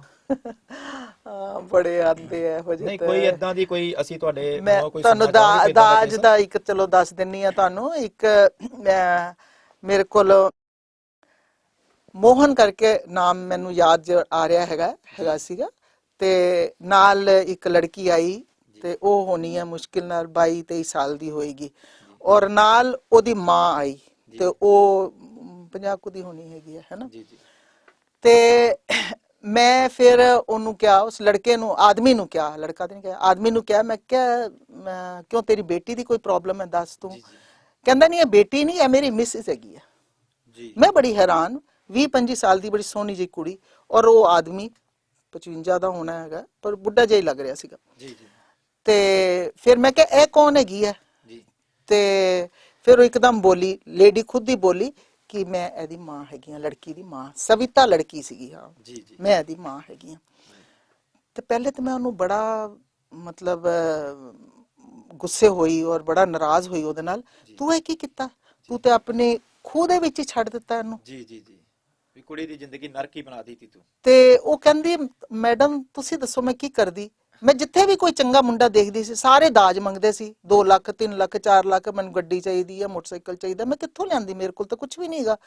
ਤੇ ਇਹ ਜਿਹੜਾ ਆਦਮੀ ਹੈਗਾ ਇਹਦੀ ਮਿਸਿਸ ਖਤਮ ਹੋ ਗਈ ਸੀਗੀ, ਤੇ ਇਹਨੇ ਕਿਹਾ ਮੇਰੇ ਕੋਲ ਮਕਾਨ ਵੀ ਹੈ, ਮੇਰੇ ਕੋਲ ਖੇਤੀਬਾੜੀ ਹੈਗੀ ਹੈ। ਤੇ ਮੈਂ ਕਿਹਾ ਚੱਲ ਖਾਏ ਪੀਏਗੀ ਤੇ ਸਹੀ ਕਮ ਸੇ ਕਮ। ਤੇ ਹੋਇਆ ਕਿ ਜਦੋਂ ਘਰ ਗਈ ਤੇ ਪਤਾ ਚੱਲਿਆ ਕਿ ਕਿਰਾਏ ਦੇ ਘਰ ਚ ਰਹਿੰਦੇ ਆ, ਨਾ ਕੋਈ ਇਹਦੀ ਖੇਤੀ ਨਾ ਬਾੜੀ, ਔਰ ਇਹਦੇ 2 ਬੇਟੇ ਹੈਗੇ ਤੇ ਬੇਟਿਆਂ ਨੇ ਕੀ ਕੀਤਾ, ਇਹਨੂੰ ਘਰ ਤੋਂ ਬਾਹਰ, ਇਹ ਤਾਂ ਸਾਡੀ ਸੁਤੇਲੀ ਮਾਂ, ਇਹਨੂੰ ਕੱਢੋ ਬਾਹਰ ਜੀ। ਤੇ ਨਾ ਹੁਣ ਇੱਧਰ ਦੀ ਰਹੀ ਨਾ ਇੱਧਰ ਦੀ ਰਹੀ। ਫਿਰ ਖੈਰ ਮੈਂ ਬੜੇ ਪਿਆਰ ਨਾਲ ਉਹਨਾਂ ਨੂੰ ਦੋਨਾਂ ਲੜਕਿਆਂ ਨੂੰ ਵੀ ਬੁਲਾਇਆ, ਉਹਨਾਂ ਮੈਂ ਕਿਹਾ ਹੁਣ ਇੱਥੇ ਹੋ ਗਈ ਸ਼ਾਦੀ ਤਾਂ ਵਸਣਾ ਤੇ ਹੈ ਹੀ ਹੈ। ਤੇ ਪਹਿਲੇ ਤਾਂ ਲੜਕੇ ਮੰਨਣ ਹੀ ਨਾ, ਕਹਿੰਦੇ ਅਸੀਂ ਤੇ ਪਿਓ ਨੂੰ ਕਿਹਾ ਸੀਗਾ ਤੂੰ ਸ਼ਾਦੀ ਨਾ ਕਰ ਨਾ ਕਰ। ਤੇ ਮੈਂ ਕਿਹਾ ਹੁਣ ਬੇਟਾ ਜੋ ਹੋ ਗਿਆ, ਹੁਣ ਇਹ ਤੁਹਾਡੀ ਮਾਂ ਵਰਗੀ ਹੈਗੀ ਹੈ ਨਾ, ਔਰ ਸਾਡੇ ਵਿੱਚ ਦੁਬਾਰਾ ਸ਼ਾਦੀਆਂ ਨਹੀਂ ਹੁੰਦੀਆਂ, ਹੁਣ ਇੱਕ ਵਾਰੀ ਇਹਦੀ ਹੋ ਗਈ ਹੈ ਨਾ। ਇਹ ਜਿਹੜਾ ਦੇਖੋ ਤਲਾਕ ਸ਼ਬਦ ਹੈਗਾ ਇਹ ਕਿਹਦਾ ਹੈਗਾ ਵਾ? ਇਹ ਪੰਜਾਬ ਆਪਣਾ ਮੁਹੰਮਦਨ ਦਾ ਹੈਗਾ। ਤੇ ਡਾਈਵੋਰਸ ਕਿਹੜਾ ਹੈਗਾ? ਇਹ ਇੰਗਲਿਸ਼ ਦਾ ਹੈਗਾ। ਤੇ ਜਿਹੜਾ ਕੋਈ ਐਸਾ ਸ਼ਬਦ ਜਿਹੜਾ ਪੰਜਾਬੀ ਵਿੱਚ ਜਾਂ ਹਿੰਦੀ ਵਿੱਚ ਸਾਡੇ ਵੇਦਾਂ ਵਿੱਚ, ਸ਼ਾਸਤਰਾਂ ਵਿੱਚ, ਗੁਰੂ ਗ੍ਰੰਥ ਸਾਹਿਬ ਵਿੱਚ, ਸੁਖਮਨੀ ਕਿੱਥੇ ਲਿਖਿਆ ਹੋਏ ਕਿ ਬਈ ਹਾਂ ਦੋਨਾਂ ਨੂੰ ਅਲੱਗ ਕਰਨਾ ਦੇ ਵਾਸਤੇ ਕੋਈ ਐਸਾ ਸ਼ਬਦ ਹੈ ਕੋਈ? ਕਹਿਣ ਲੱਗੇ ਨਹੀਂ ਹੈਗਾ। ਫਿਰ ਮੈਂ ਕਿਹਾ ਇਹ ਹੁਣ ਤੁਹਾਡੀ ਮਾਂ ਹੈ ਅੱਜ ਤੋਂ ਬਾਅਦ, ਹੈ ਨਾ, ਤੁਸੀਂ ਇਹਨਾਂ ਨੂੰ ਬੜੇ ਪਿਆਰ ਨਾਲ ਰੱਖਣਾ। ਔਰ ਮੈਂ ਪਿਆਰ ਨਾਲ, ਮੈਂ ਕਿਹਾ ਤੁਸੀਂ ਦੇਖੋ ਅਗਰ ਅੱਛਾ ਕੰਮ ਕਰੋਗੇ, ਮੈਂ ਕਰਮ ਫਲ ਦੇ ਉੱਤੇ ਵੀ ਜਿਸ ਤਰ੍ਹਾਂ ਕਰਮ ਅੱਛੇ ਕਰੋਗੇ ਤਾਂ ਤੁਹਾਨੂੰ ਫਲ ਅੱਛਾ ਮਿਲੇਗਾ, ਹੈ ਨਾ। ਅਗਰ ਇਹਦੇ ਨਾਲ ਖਰਾਬ ਕਰੋਗੇ ਤਾਂ ਤੁਹਾਡੇ ਅੱਗੇ ਬੇਟੀਆਂ ਦਾ ਵੀ ਜਿਹੜਾ ਵਾ ਉਹਦੇ ਨਾਲ ਵੀ, ਜਾਂ ਤੁਹਾਡੀਆਂ ਭੈਣਾਂ ਨਾਲ ਵੀ ਗਲਤ ਹੋ ਸਕਦਾ ਹੈਗਾ, ਹੈ ਨਾ। ਤੇ ਖੈਰ ਉਹਨਾਂ ਨੂੰ ਪਿਆਰ ਨਾਲ ਮੈਂ ਸਮਝੂ ਲੈਣੀ ਗਿਆ ਤੇ ਉਹ ਵਸ ਗਏ ਸਮਝੋ ਜਾ ਕੇ, ਨਹੀਂ ਤੇ ਉਹਨਾਂ ਨੇ ਤਾਂ ਬਿਲਕੁਲ ਘਰੋਂ ਕੱਢ ਹੀ ਦਿੱਤਾ ਸੀ ਮਾਰ ਕੇ ਪਿੱਟ ਕੇ ਉਹਦੇ। ਔਰ ਅੱਜ ਤੱਕ ਵੀ ਉਹ ਬਿਲਕੁਲ ਵਸੇ ਹੋਏ ਹੈਗੇ ਮੇਰੇ ਨਾਲ, ਸਾਰੇ ਜਿਹੜੇ ਹੈਗੇ ਕੰਟੈਕਟ ਵਿੱਚ। ਕੁਝ ਦਿਨ ਪਹਿਲੇ ਦੀ ਮੈਂ ਤੁਹਾਨੂੰ ਗੱਲ ਦੱਸਣੀ ਆ, ਤੇ ਇੱਥੋਂ ਦੀ ਅੰਮ੍ਰਿਤਸਰ ਦੀ ਗੱਲ। ਰਜਨੀ ਕੰਮ ਕਰਦੀ ਹੈ ਸਾਡੇ ਘਰ, 2-4 ਘਰ ਛੱਡ ਕੇ, ਤੇ ਉਹ ਆਈ, ਬੜਾ ਹੀ ਰੋਣ ਲੱਗ ਪਈ। ਨਾਲ ਜਿਨ੍ਹਾਂ ਦੇ ਕੰਮ ਕਰਦੀ ਸੀ ਗੀਤਾ, ਉਹ ਵੀ ਮੇਰੇ ਕੋਲ ਆਏ ਤੇ ਕਹਿੰਦੀ ਹੈ ਕਿ ਮੇਰੀ ਘਰ ਬੇਟੀ ਹੋਈ ਸੀ ਤੇ ਉਹ ਮੇਰਾ ਹਸਬੈਂਡ ਜਿਹੜਾ ਹੈਗਾ ਉਹ ਮੈਨੂੰ ਛੋੜ ਕੇ ਚਲਾ ਗਿਆ ਜੰਮੂ। ਤੇ ਮੈਂ ਕਿਹਾ ਔਰ ਮੇਰੇ ਨਾਲ ਚੱਲੋ। ਮੈਂ ਕਿਹਾ ਕੋਈ ਨਹੀਂ ਬੇਟਾ। ਮੈਂ ਕੱਲ ਸਵੇਰੇ ਫਿਰ ਦੂਸਰੇ ਦਿਨ ਸਵੇਰੇ ਤੜਕੇ ਹੀ ਨਿਕਲੇ ਸੀ 3 ਵਜੇ। ਤੇ ਮੈਂ ਕਿਹਾ ਚਲੋ ਠੀਕ ਹੈ। ਔਰ ਨਾ ਉਹਨੂੰ ਪਤਾ ਕਿੱਥੇ ਗਿਆ, ਮਤਲਬ ਜੰਮੂ ਸਿਰਫ। ਖੈਰ ਇੰਨਾ ਪਤਾ ਸੀ ਪੱਟੇ 'ਚ ਕੰਮ ਕਰਦਾ ਹੈਗਾ। ਫਿਰ ਜਾ ਕੇ ਮੈਂ ਇੱਕ ਅੱਧੇ ਪੁਲਿਸ ਨੂੰ ਵੀ ਲਿਆ। ਮੈਂ ਕਿਹਾ ਬਈ ਕੁਛ ਤੇ ਸਾਨੂੰ ਉਹਨਾਂ ਦੀ ਲੈਣੀ ਪਏਗੀ ਹੈਲਪ। ਔਰ ਬੜੀ ਬਾਰਿਸ਼ ਹੋ ਰਹੀ ਉੱਥੇ, ਕੁਛ ਕਹਿਣ ਦੀ ਗੱਲ ਭਿੱਜੇ ਪਏ। ਪਰ ਕਹਿੰਦੇ ਨਾ ਰੱਬ ਕਹਿੰਦੇ where there is a will there is a way. ਖੈਰ ਉਹਨੂੰ ਸ਼ਾਮ ਤੱਕ ਰਾਤ ਤੱਕ ਉਹ ਢੂੰਡ ਹੀ ਲਿਆ ਜੀ ਉਹਨੂੰ ਵਾਪਸ ਲਿਆ। ਤੇ ਇਸ ਤਰ੍ਹਾਂ ਦੀਆਂ ਪ੍ਰੋਬਲਮਸ ਆਉਂਦੀਆਂ ਹੈਗੀਆਂ ਜਿਹਦੇ ਵਿੱਚ ਬੜੀ ਮੁਸ਼ਕਿਲ ਹੁੰਦੀ ਹੈ। ਇੱਕ ਆਈ ਰਿੰਪੀ ਕਰਕੇ, ਤੇ ਉਹ ਕਹਿਣ ਲੱਗੀ ਕਿ ਮੇਰੀਆਂ 3 ਬੇਟੀਆਂ ਤੋਂ ਮੇਰਾ ਜਿਹੜਾ ਹਸਬੈਂਡ ਹੈ ਨਾ ਉਹ ਆ ਹੀ ਨਹੀਂ ਰਿਹਾ 3 ਸਾਲ ਤੋਂ, ਉਹ ਕਪੂਰਥਲਾ ਹੈਗਾ। ਇਹ ਕਪੂਰਥਲਾ ਦੱਸੋ। ਮੈਂ ਬੜਿਆਂ ਕੋਲ ਗਈ, ਮਹਿਲਾ ਮੰਡਲ ਕੋਲ, ਹੈ ਦੇਖੋ ਉਹਨਾਂ ਦੇ ਰਸੀਦਾਂ, ਇੰਨੇ ਪੈਸੇ ਲੈ, ਕਿਸੇ ਨੇ ਨਹੀਂ ਬੁਲਾ ਪਾਈ। ਮੈਂ ਕਿਹਾ ਲੈ ਬੇਟਾ ਕੱਲ ਤੇਰਾ ਤੂੰ ਚਲੀ ਜਾਣਾ ਇੱਥੋਂ, ਤੂੰ ਕੀ ਸਮਝਣੀ ਹੈ। ਉਸੇ ਸਾਹਮਣੇ ਮੈਂ ਉਹਦਾ ਫੋਨ ਕੀਤਾ, 2 ਘੰਟੇ ਬਾਅਦ ਆ ਵੀ ਗਿਆ। ਮੈਂ ਇੰਨੇ ਪਿਆਰ ਨਾਲ ਗੱਲ ਕਰਨੀ ਆ ਬਈ ਕੀ ਹੁੰਦਾ ਕਿ ਜਿਹੜਾ ਵੀ ਕੰਮ ਕਰੀਏ ਅਸੀਂ ਉਹਦੇ ਵਿੱਚ ਇਨਵੋਲਵਮੈਂਟ ਬੜਾ ਜ਼ਰੂਰੀ ਹੈ। ਕਿਉਂਕਿ ਮੈਂ ਸਭ ਤੋਂ ਪਹਿਲੇ ਇਹ ਸਮਝਦੀ ਹਾਂ ਕਿ ਨਹੀਂ, ਇਹ ਜਿਹੜਾ ਮੇਰੇ ਕੋਲ ਆਇਆ ਇਹ ਮੇਰਾ ਬੇਟਾ, ਔਰ ਇਹ ਜਿਹੜੀ ਆਈ ਹੈ ਇਹ ਮੇਰੇ ਕੋਲ ਇਹ ਬੇਟੀ ਹੈਗੀ ਹੈ ਨਾ, ਔਰ ਇਹ ਮੇਰੇ ਆਪਣੇ ਹੈਗੇ ਆ। ਔਰ ਸੱਚੀ ਕਹਿ ਰਹੀ ਹੈ, ਇਹ ਈਸ਼ਵਰ ਵੀ ਜਾਣਦਾ ਹੈ ਕਿ ਅੱਜ ਦੇ ਟਾਈਮ ਵਿੱਚ ਮੈਂ ਆਪਣੇ ਵੀ ਬੱਚਿਆਂ ਨਾਲੋਂ ਜਿਹੜੇ ਮੇਰੇ ਕੋਲ ਆਉਂਦੇ ਆ ਪ੍ਰੋਬਲਮ ਵਾਲੇ ਬੱਚੇ, ਉਹਨਾਂ ਨੂੰ ਮੈਂ ਜ਼ਿਆਦਾ ਪਿਆਰ ਕਰਨੀ ਆ।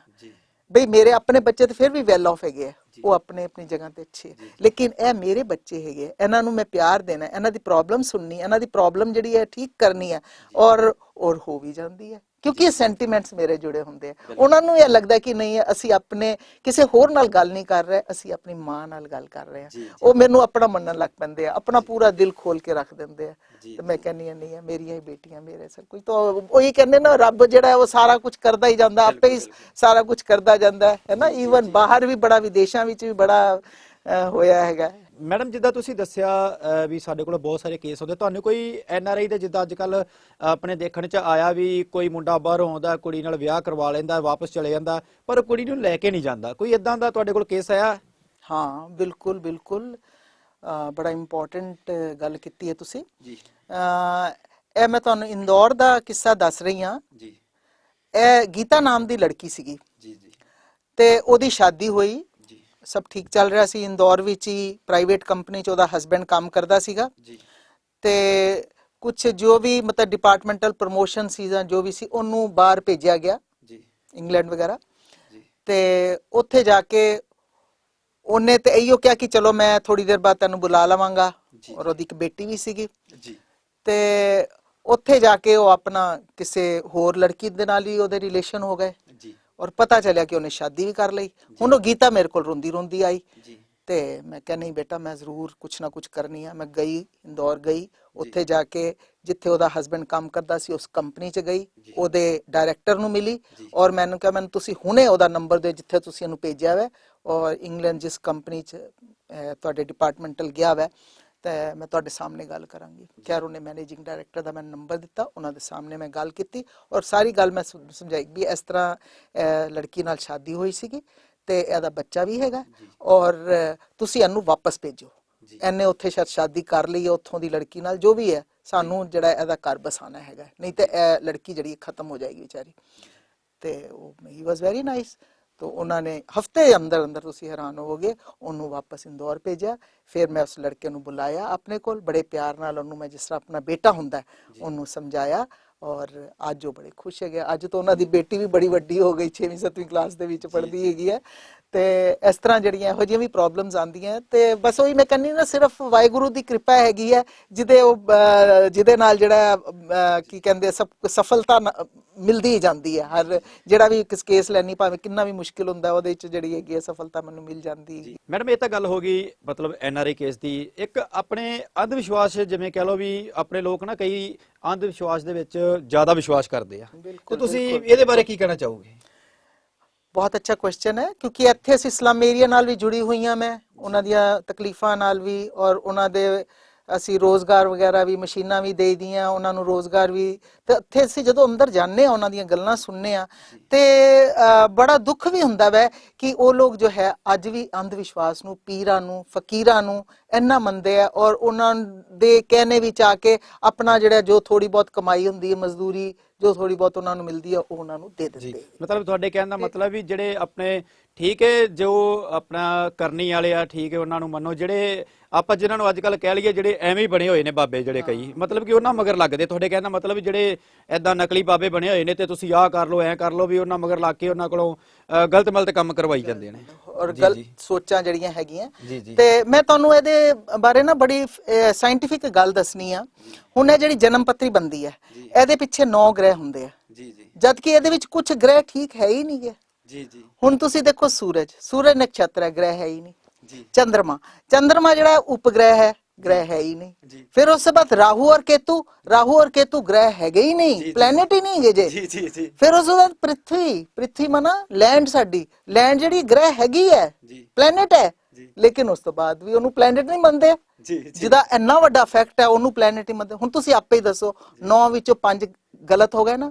ਸਾਇੰਟੀਫਿਕ ਗੱਲ ਮੈਂ ਤੁਹਾਡੇ ਨਾਲ ਕਰ ਰਹੀ ਹਾਂ। ਹੁਣ ਤੇ ਜਦੋਂ 9 ਵਿੱਚੋਂ 5 ਗ੍ਰਹਿ ਗਲਤ ਹੋ ਗਏ, ਆਪੇ ਦੱਸੋ ਕਿ ਉਹ ਜਿਹੜੀ ਜਨਮ ਪੱਤਰੀ ਬਣੇਗੀ ਉਹ ਠੀਕ ਬਣੇਗੀ? ਉਹ ਬਿਲਕੁਲ ਨਹੀਂ, ਉਹ ਠੀਕ ਮੇਰੇ ਕੋਲ ਕੁਝ ਇੱਥੇ ਕੋਈ ਦਾਦਾ ਸ਼੍ਰੀ ਕਰਕੇ ਹੈਗੇ ਆ, ਤਾਂ ਉਹਨਾਂ ਦੀ ਬੇਟੀ ਨਾ ਘਰ ਆਈ ਹੋਈ ਆ, ਉਹ ਖੁਦ ਹੀ ਜਨਮ ਪੱਤਰੀਆਂ ਬਣਾਉਂਦੇ ਆ। ਉਹਨਾਂ ਦੀ ਬੇਟੀ ਦੀ ਸ਼ਾਦੀ ਹੋ ਗਈ, ਗ੍ਰਹਿ ਦੇਖ ਕੇ ਕੀਤੀ ਹੋਣੀ ਹੈ, ਔਰ ਅੱਜ ਉਹ ਘਰ ਬੈਠੀ ਹੋਈ ਹੈ। ਔਰ ਲੜਕੇ ਵਾਲੇ ਮੇਰੇ ਕੋਲ ਆਏ ਸੀ ਕਿ ਬਈ ਸੁਲ੍ਹਾ ਕਰਾ ਦਿਓ। ਮਤਲਬ ਉਹ ਫਿਰ ਇਹਨਾਂ ਨੂੰ ਸਮਝਾਉਣਾ ਪੈਂਦਾ। ਮੈਂ ਇਹੋ ਜਿਹੇ ਕਈ ਪ੍ਰੋਗਰਾਮ ਵੀ ਕੀਤੇ ਅੰਧ ਵਿਸ਼ਵਾਸ ਦੇ ਨਿਵਾਰਣ ਦੇ, ਤੇ ਉਹਨਾਂ ਨੂੰ ਫਿਰ ਫੈਕਟਸ ਵੀ ਦੱਸਦੇ ਜਾਂਦੇ ਹੈਗੇ ਆ ਵੀ ਈਸ਼ਵਰ ਦੇ ਬਣਾਏ ਹੋਏ ਸਾਰੇ ਚੀਜ਼ਾਂ, ਸਾਰੇ ਦਿਨ ਅਸੀਂ ਕਹਿੰਦੇ ਨਹੀਂ ਮੰਗਲਵਾਰ ਸਿਰ ਨਹੀਂ ਧੋਣਾ, ਤੇ ਵੀਰਵਾਰ ਕੱਪੜੇ ਨਹੀਂ ਧੋਣੇ, ਪਤਾ ਨਹੀਂ ਸ਼ਨੀਵਾਰ ਕੀ ਕੀ ਕਰਦੇ ਆ, ਤੇ ਉਹ ਅਗਰ ਬਿੱਲੀ ਕੱਟ ਗਈ ਤਾਂ ਗਲਤ ਕੰਮ ਹੋ ਜਾਏਗਾ, ਇੱਕ ਛਿੱਕ ਆ ਗਈ ਤੇ 2 ਛਿੱਕਾਂ ਜ਼ਰੂਰ ਮਾਰਨੀਆਂ ਵੈ। ਤੇ ਇਹ ਸਭ ਜਿਹੜਾ ਹੈਗਾ ਇਹ ਬਿਲਕੁਲ ਗਲਤ ਹੈਗਾ, ਇਹ ਅਨਸਾਇੰਟਿਫਿਕ ਚੀਜ਼ਾਂ ਹੈਗੀਆਂ ਹੈ ਨਾ। ਤੇ ਇਹ ਸਾਨੂੰ ਖਾਸ ਕਰ ਜੇ ਪੀਰ ਫਕੀਰ ਆ ਕਰਕੇ ਇਹ ਲੋਕਾਂ ਦੇ ਦਿਲ ਦਿਮਾਗ ਦੇ ਵਿੱਚ ਪਾ ਜਾਂਦੇ ਆ, ਤੇਰੀ ਬੇਟੀ ਦੀ ਸ਼ਾਦੀ ਹੋ ਜਾਏਗੀ, ਤੂੰ ਇੰਨਾ ਦਾਨ ਕਰ ਹੈ ਨਾ, ਤੂੰ ਪੜ੍ਹਾਈ ਦੇ ਵਿੱਚ ਪਾਸ ਹੋ ਜਾਏਗਾ, ਫਸਟ ਡਿਵੀਜ਼ਨ ਆ ਜਾਏਗੀ, ਤੂੰ ਇੰਨਾ ਸਾਨੂੰ ਦੇ, ਇਹ ਪੂਜਾ ਕਰ, ਇਹ ਯੱਗ ਕਰਾ, ਇਹ ਬਿਲਕੁਲ ਗਲਤ ਹੈਗੇ ਹੈ ਨਾ। ਬਈ ਈਸ਼ਵਰ ਨੇ ਸਾਨੂੰ ਦਿਲ ਦਿੱਤਾ, ਸਾਨੂੰ ਦਿਮਾਗ ਦਿੱਤਾ ਹੈ, ਅਸੀਂ ਸੋਚੀਏ ਸਮਝੀਏ।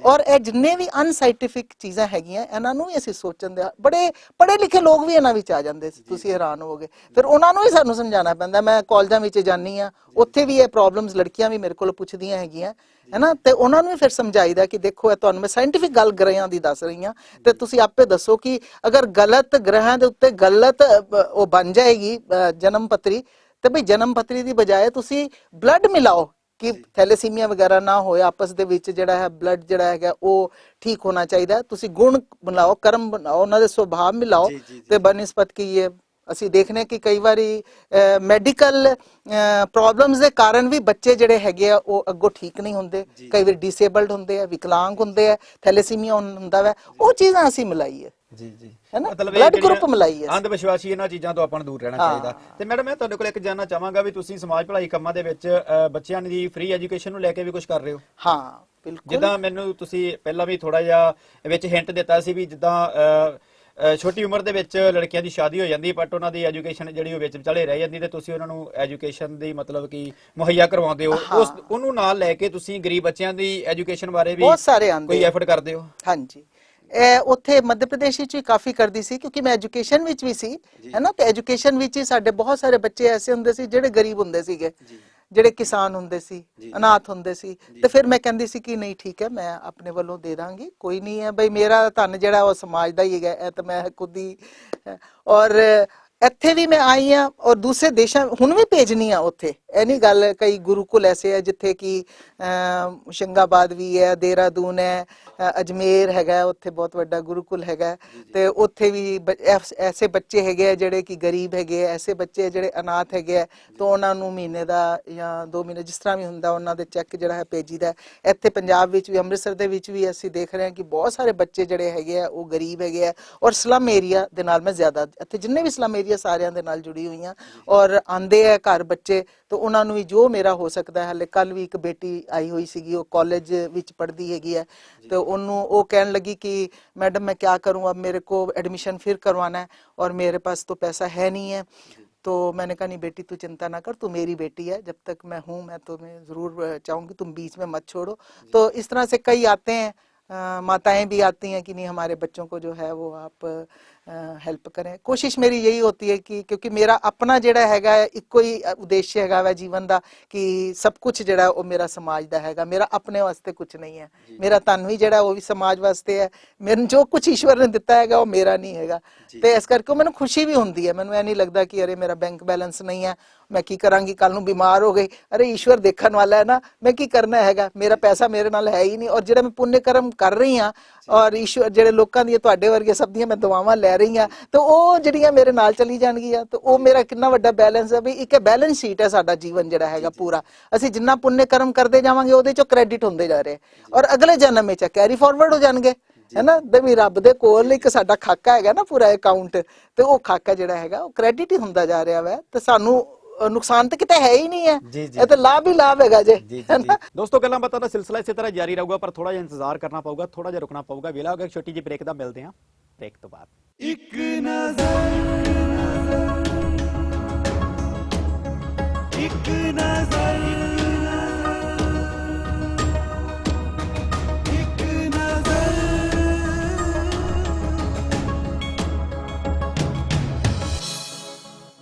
एक नजर एक नजर एक नजर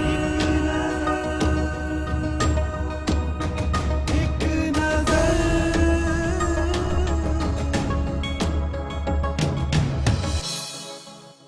ਬ੍ਰੇਕ ਤੋਂ ਬਾਅਦ ਇੱਕ ਵਾਰ ਤੁਹਾਡਾ ਫੇਰ ਸਵਾਗਤ ਹੈ ਤੇ ਮੈਂ ਹਾਂ ਜਸਵਿੰਦਰ ਸਿੰਘ ਤੇ ਅੱਜ ਸਾਡੇ ਨਾਲ ਸਟੂਡੀਓ ਦੇ ਵਿੱਚ ਮੌਜੂਦ ਨੇ ਮੈਡਮ ਸਵਰਾਜ ਗਰੋਵਰ ਤੇ ਆਓ ਗੱਲਬਾਤ ਦਾ ਸਿਲਸਿਲਾ ਅੱਗੇ ਵਧਾਉਣੇ ਆ। ਇਹ ਮੈਡਮ ਇਹ ਤਾਂ ਗੱਲ ਹੋ ਗਈ ਐਜੂਕੇਸ਼ਨ ਦੀ, ਪਰ ਇਸ ਟਾਈਮ ਮੈਂ ਆਪਣੇ ਸਾਡੇ ਕੋਈ ਵੀ ਗੈਸਟ ਆਉਂਦਾ ਮੈਂ ਉਹਨਾਂ ਨੂੰ ਇੱਕ ਸਵਾਲ ਜ਼ਰੂਰ ਕਰਦਾ ਹੁੰਦਾ ਕਿ ਪੰਜਾਬ ਦੇ ਵਿੱਚ ਇੱਕ ਛੇਵਾਂ ਦਰਿਆ ਚੱਲ ਰਿਹਾ ਜਿਹਨੂੰ ਆਪਾਂ ਨਸ਼ਿਆਂ ਦਾ ਕਹਿ ਦਿੰਦੇ ਆ ਵੀ ਨਸ਼ਿਆਂ ਦਾ ਬਹੁਤ ਜ਼ਿਆਦਾ ਨੌਜਵਾਨ ਜਿਹੜੀ ਪੀੜ੍ਹੀ ਹੈ ਉਹ ਸੇਵਨ ਕਰਦੀ ਆ ਤੇ ਨਸ਼ਿਆਂ ਨੂੰ ਦੂਰ ਕਰਨ ਦੇ ਲਈ ਤੁਸੀਂ ਕੀ ਐਫਰਟ ਕਰ ਰਹੇ ਹੋ?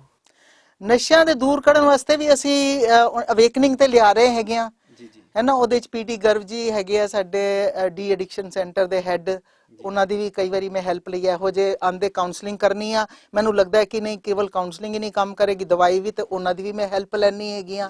ਔਰ ਕਾਫੀ ਸਾਰੇ ਛੁਡਾਏ ਵੀ ਉੱਥੇ ਐਮਪੀ ਵਿੱਚ ਉੱਥੇ ਤੱਕ ਖੈਰ ਬਹੁਤ ਜ਼ਿਆਦਾ ਕੰਮ ਮੈਂ ਕੀਤਾ, ਇੱਥੇ ਵੀ ਕਰ ਰਹੀ ਹੈਗੀਆਂ। ਔਰ ਮੈਂ ਕਾਉਂਸਲਿੰਗ ਕਰਨੀ ਆ, ਜਿਸ ਤਰ੍ਹਾਂ ਬੱਚੇ ਮਾਵਾਂ ਆਪਣੀਆਂ ਬੇਟੇ ਨੂੰ ਲੈ ਕੇ ਆ ਜਾਂਦੀਆਂ, ਫਿਰ ਉਹਨਾਂ ਨੂੰ ਜਿਹੜਾ ਸਮਝਾਈਦਾ ਕਿ ਇਹਦੇ ਕੀ ਕੀ ਇਫੈਕਟ ਹੈਗੇ ਆ, ਵੀ ਈਸ਼ਵਰ ਨੇ ਸਾਨੂੰ ਇੰਨਾ ਸੋਹਣਾ ਚੋਲਾ ਦਿੱਤਾ ਹੈ, ਮਾਨਵ ਜਨਮ ਦਿੱਤਾ ਹੈ, ਔਰ ਅਸੀਂ ਇਹਨੂੰ ਅਸਵੱਛ ਕਰਦੇ ਜਾ ਰਹੇ ਹਾਂ। ਅਸੀਂ ਆਪਣੀ ਜਿਹੜੀ ਅਸੀਂ ਜੀਣਾ 70 ਸਾਲ, ਉਹ ਅਸੀਂ 35 ਸਾਲ ਹੀ ਮੁਸ਼ਕਿਲ ਨਾਲ ਜੀ ਪਾਵਾਂਗੇ ਔਰ ਅੰਦਰ ਸਾਰਾ ਬਿਲਕੁਲ ਖੋਖਲਾ ਹੋ ਜਾਏਗਾ। ਅਸੀਂ ਕੀ ਮੂੰਹ ਦਿਖਾਵਾਂਗੇ? ਜਿਸ ਤਰ੍ਹਾਂ ਸਾਨੂੰ ਦਿੱਤਾ ਇਸ ਤਰ੍ਹਾਂ ਅਸੀਂ ਵਾਪਸ ਵੀ ਸਵਸਥ ਜਿਹੜਾ ਹੈਗਾ ਜਾਣਾ, ਤੇ ਇਸ ਤਰ੍ਹਾਂ ਕਰਕੇ ਜਿਹੜਾ ਹੈਗਾ ਉਹ ਕਾਉਂਸਲਿੰਗ ਦੇ ਨਾਲ ਵੀ ਜਿਹੜਾ ਹੈ ਇੱਕ ਕੰਮ ਕਰ। ਲੇਕਿਨ ਮੈਂ ਇੱਥੇ ਇਹ ਗੱਲ ਜ਼ਰੂਰ ਕਹਿਣਾ ਚਾਹਾਂਗੀ, ਅਗਰ ਸ਼ਾਸਨ ਚਾਹੇ, ਅਗਰ ਗਵਰਨਮੈਂਟ ਚਾਹੇ ਤੇ ਇੱਕ ਦਿਨ ਵਿੱਚ ਨਸ਼ਾ ਖਤਮ ਹੋ ਸਕਦਾ ਹੈ, ਕਿਉਂਕਿ ਗਵਰਨਮੈਂਟ ਇਨਵੋਲਵ ਹੈਗੀ ਹੈ। ਅਗਰ ਉਹ ਪੂਰੀ ਤਰ੍ਹਾਂ ਜਿੰਨੇ ਵੀ ਅੱਡੇ ਹੈਗੇ ਆ ਖਤਮ ਕਰ ਦੇ, ਲਾਇਸੈਂਸ ਨਾ ਦੇਵੇ, ਵਿੱਚ ਉਹਨਾਂ ਦੇ ਇਨਵੋਲਵਮੈਂਟ ਨਾ ਹੋਏ, ਪੋਲਿਟਿਕਸ ਇਨਵੋਲਵ ਨਾ ਹੋਏ, ਸਾਡੇ ਨੇਤਾ ਵਿੱਚ ਨਾ ਇਨਵੋਲਵ ਹੋਣ, ਤੇ ਇਹ ਨਸ਼ਾ ਦਾ ਜਿਹੜਾ ਹੈਗਾ ਇਹ ਮੈਨੂੰ ਲੱਗਦਾ ਹੈ ਕਿ ਇੱਕ ਦਿਨ ਵਿੱਚ ਖਤਮ ਕਰਨਾ ਆਸਾਨ ਹੈ। ਕਿਉਂਕਿ ਅਸੀਂ ਭਾਵੇਂ ਕਿੰਨੇ ਵੀ ਭਾਸ਼ਣ ਕਰ ਲਈਏ, ਕਿੰਨੇ ਪ੍ਰੋਗਰਾਮ ਅਵੇਕਨਿੰਗ ਦੇ ਕਰ ਲਈਏ, ਭਾਵੇਂ ਕਿੰਨੀਆਂ ਵੀ ਅਸੀਂ ਗੱਲਾਂ ਕਰ ਲਈਏ, ਤਬ ਤੱਕ ਖਤਮ ਨਹੀਂ ਹੋ ਸਕਦਾ ਜਦ ਤੱਕ ਕਿ ਬੈਕਡੋਰ ਐਂਟਰੀ ਤੇ ਚੱਲ ਹੀ ਰਹੀ ਹੈ ਸਾਡੀ। ਅਸੀਂ ਕਹਿੰਦੇ ਆ ਵੀ ਸੀਮਾ ਦੇ ਉੱਤੇ, ਬਾਰਡਰਸ ਦੇ ਉੱਤੇ ਕਿਉਂ ਨਹੀਂ ਖਤਮ ਹੋ ਰਿਹਾ? ਉੱਤੇ ਬਈ ਅੰਦਰੋਂ ਆ ਰਿਹਾ ਵੈ, ਬਾਹਰੋਂ ਆ ਰਿਹਾ ਵੈ, ਤੇ ਉਹ ਕੌਣ ਕਰ ਰਿਹਾ ਹੈਗਾ? ਕਿ ਗਵਰਨਮੈਂਟ ਨੂੰ ਪਤਾ ਨਹੀਂ ਹੈਗਾ? ਗਵਰਨਮੈਂਟ ਨੂੰ ਪਤਾ ਹੈਗਾ, ਹੈ ਨਾ। ਤੇ ਗਵਰਨਮੈਂਟ ਵੀ ਜਿਹੜੀ ਸੁਚੇਤ ਹੋਵੇ, ਸਾਡੇ ਜਿਹੜੇ ਨੇਤਾ ਲੋਕ ਹੈ ਉਹਨਾਂ ਨੂੰ ਵੀ ਇਹ ਸਮਝਣਾ ਚਾਹੀਦਾ ਕਿ ਇਹ ਬੱਚੇ ਸਾਡੇ ਹੀ ਬੱਚੇ ਨੇ ਜਿਹੜੇ ਨਸ਼ਾ ਕਰ ਰਹੇ ਨੇ, ਉਹਨਾਂ ਦੇ ਮਨ ਵਿੱਚ ਇਹ ਭਾਵਨਾ ਹੋਣੀ ਚਾਹੀਦੀ ਹੈ।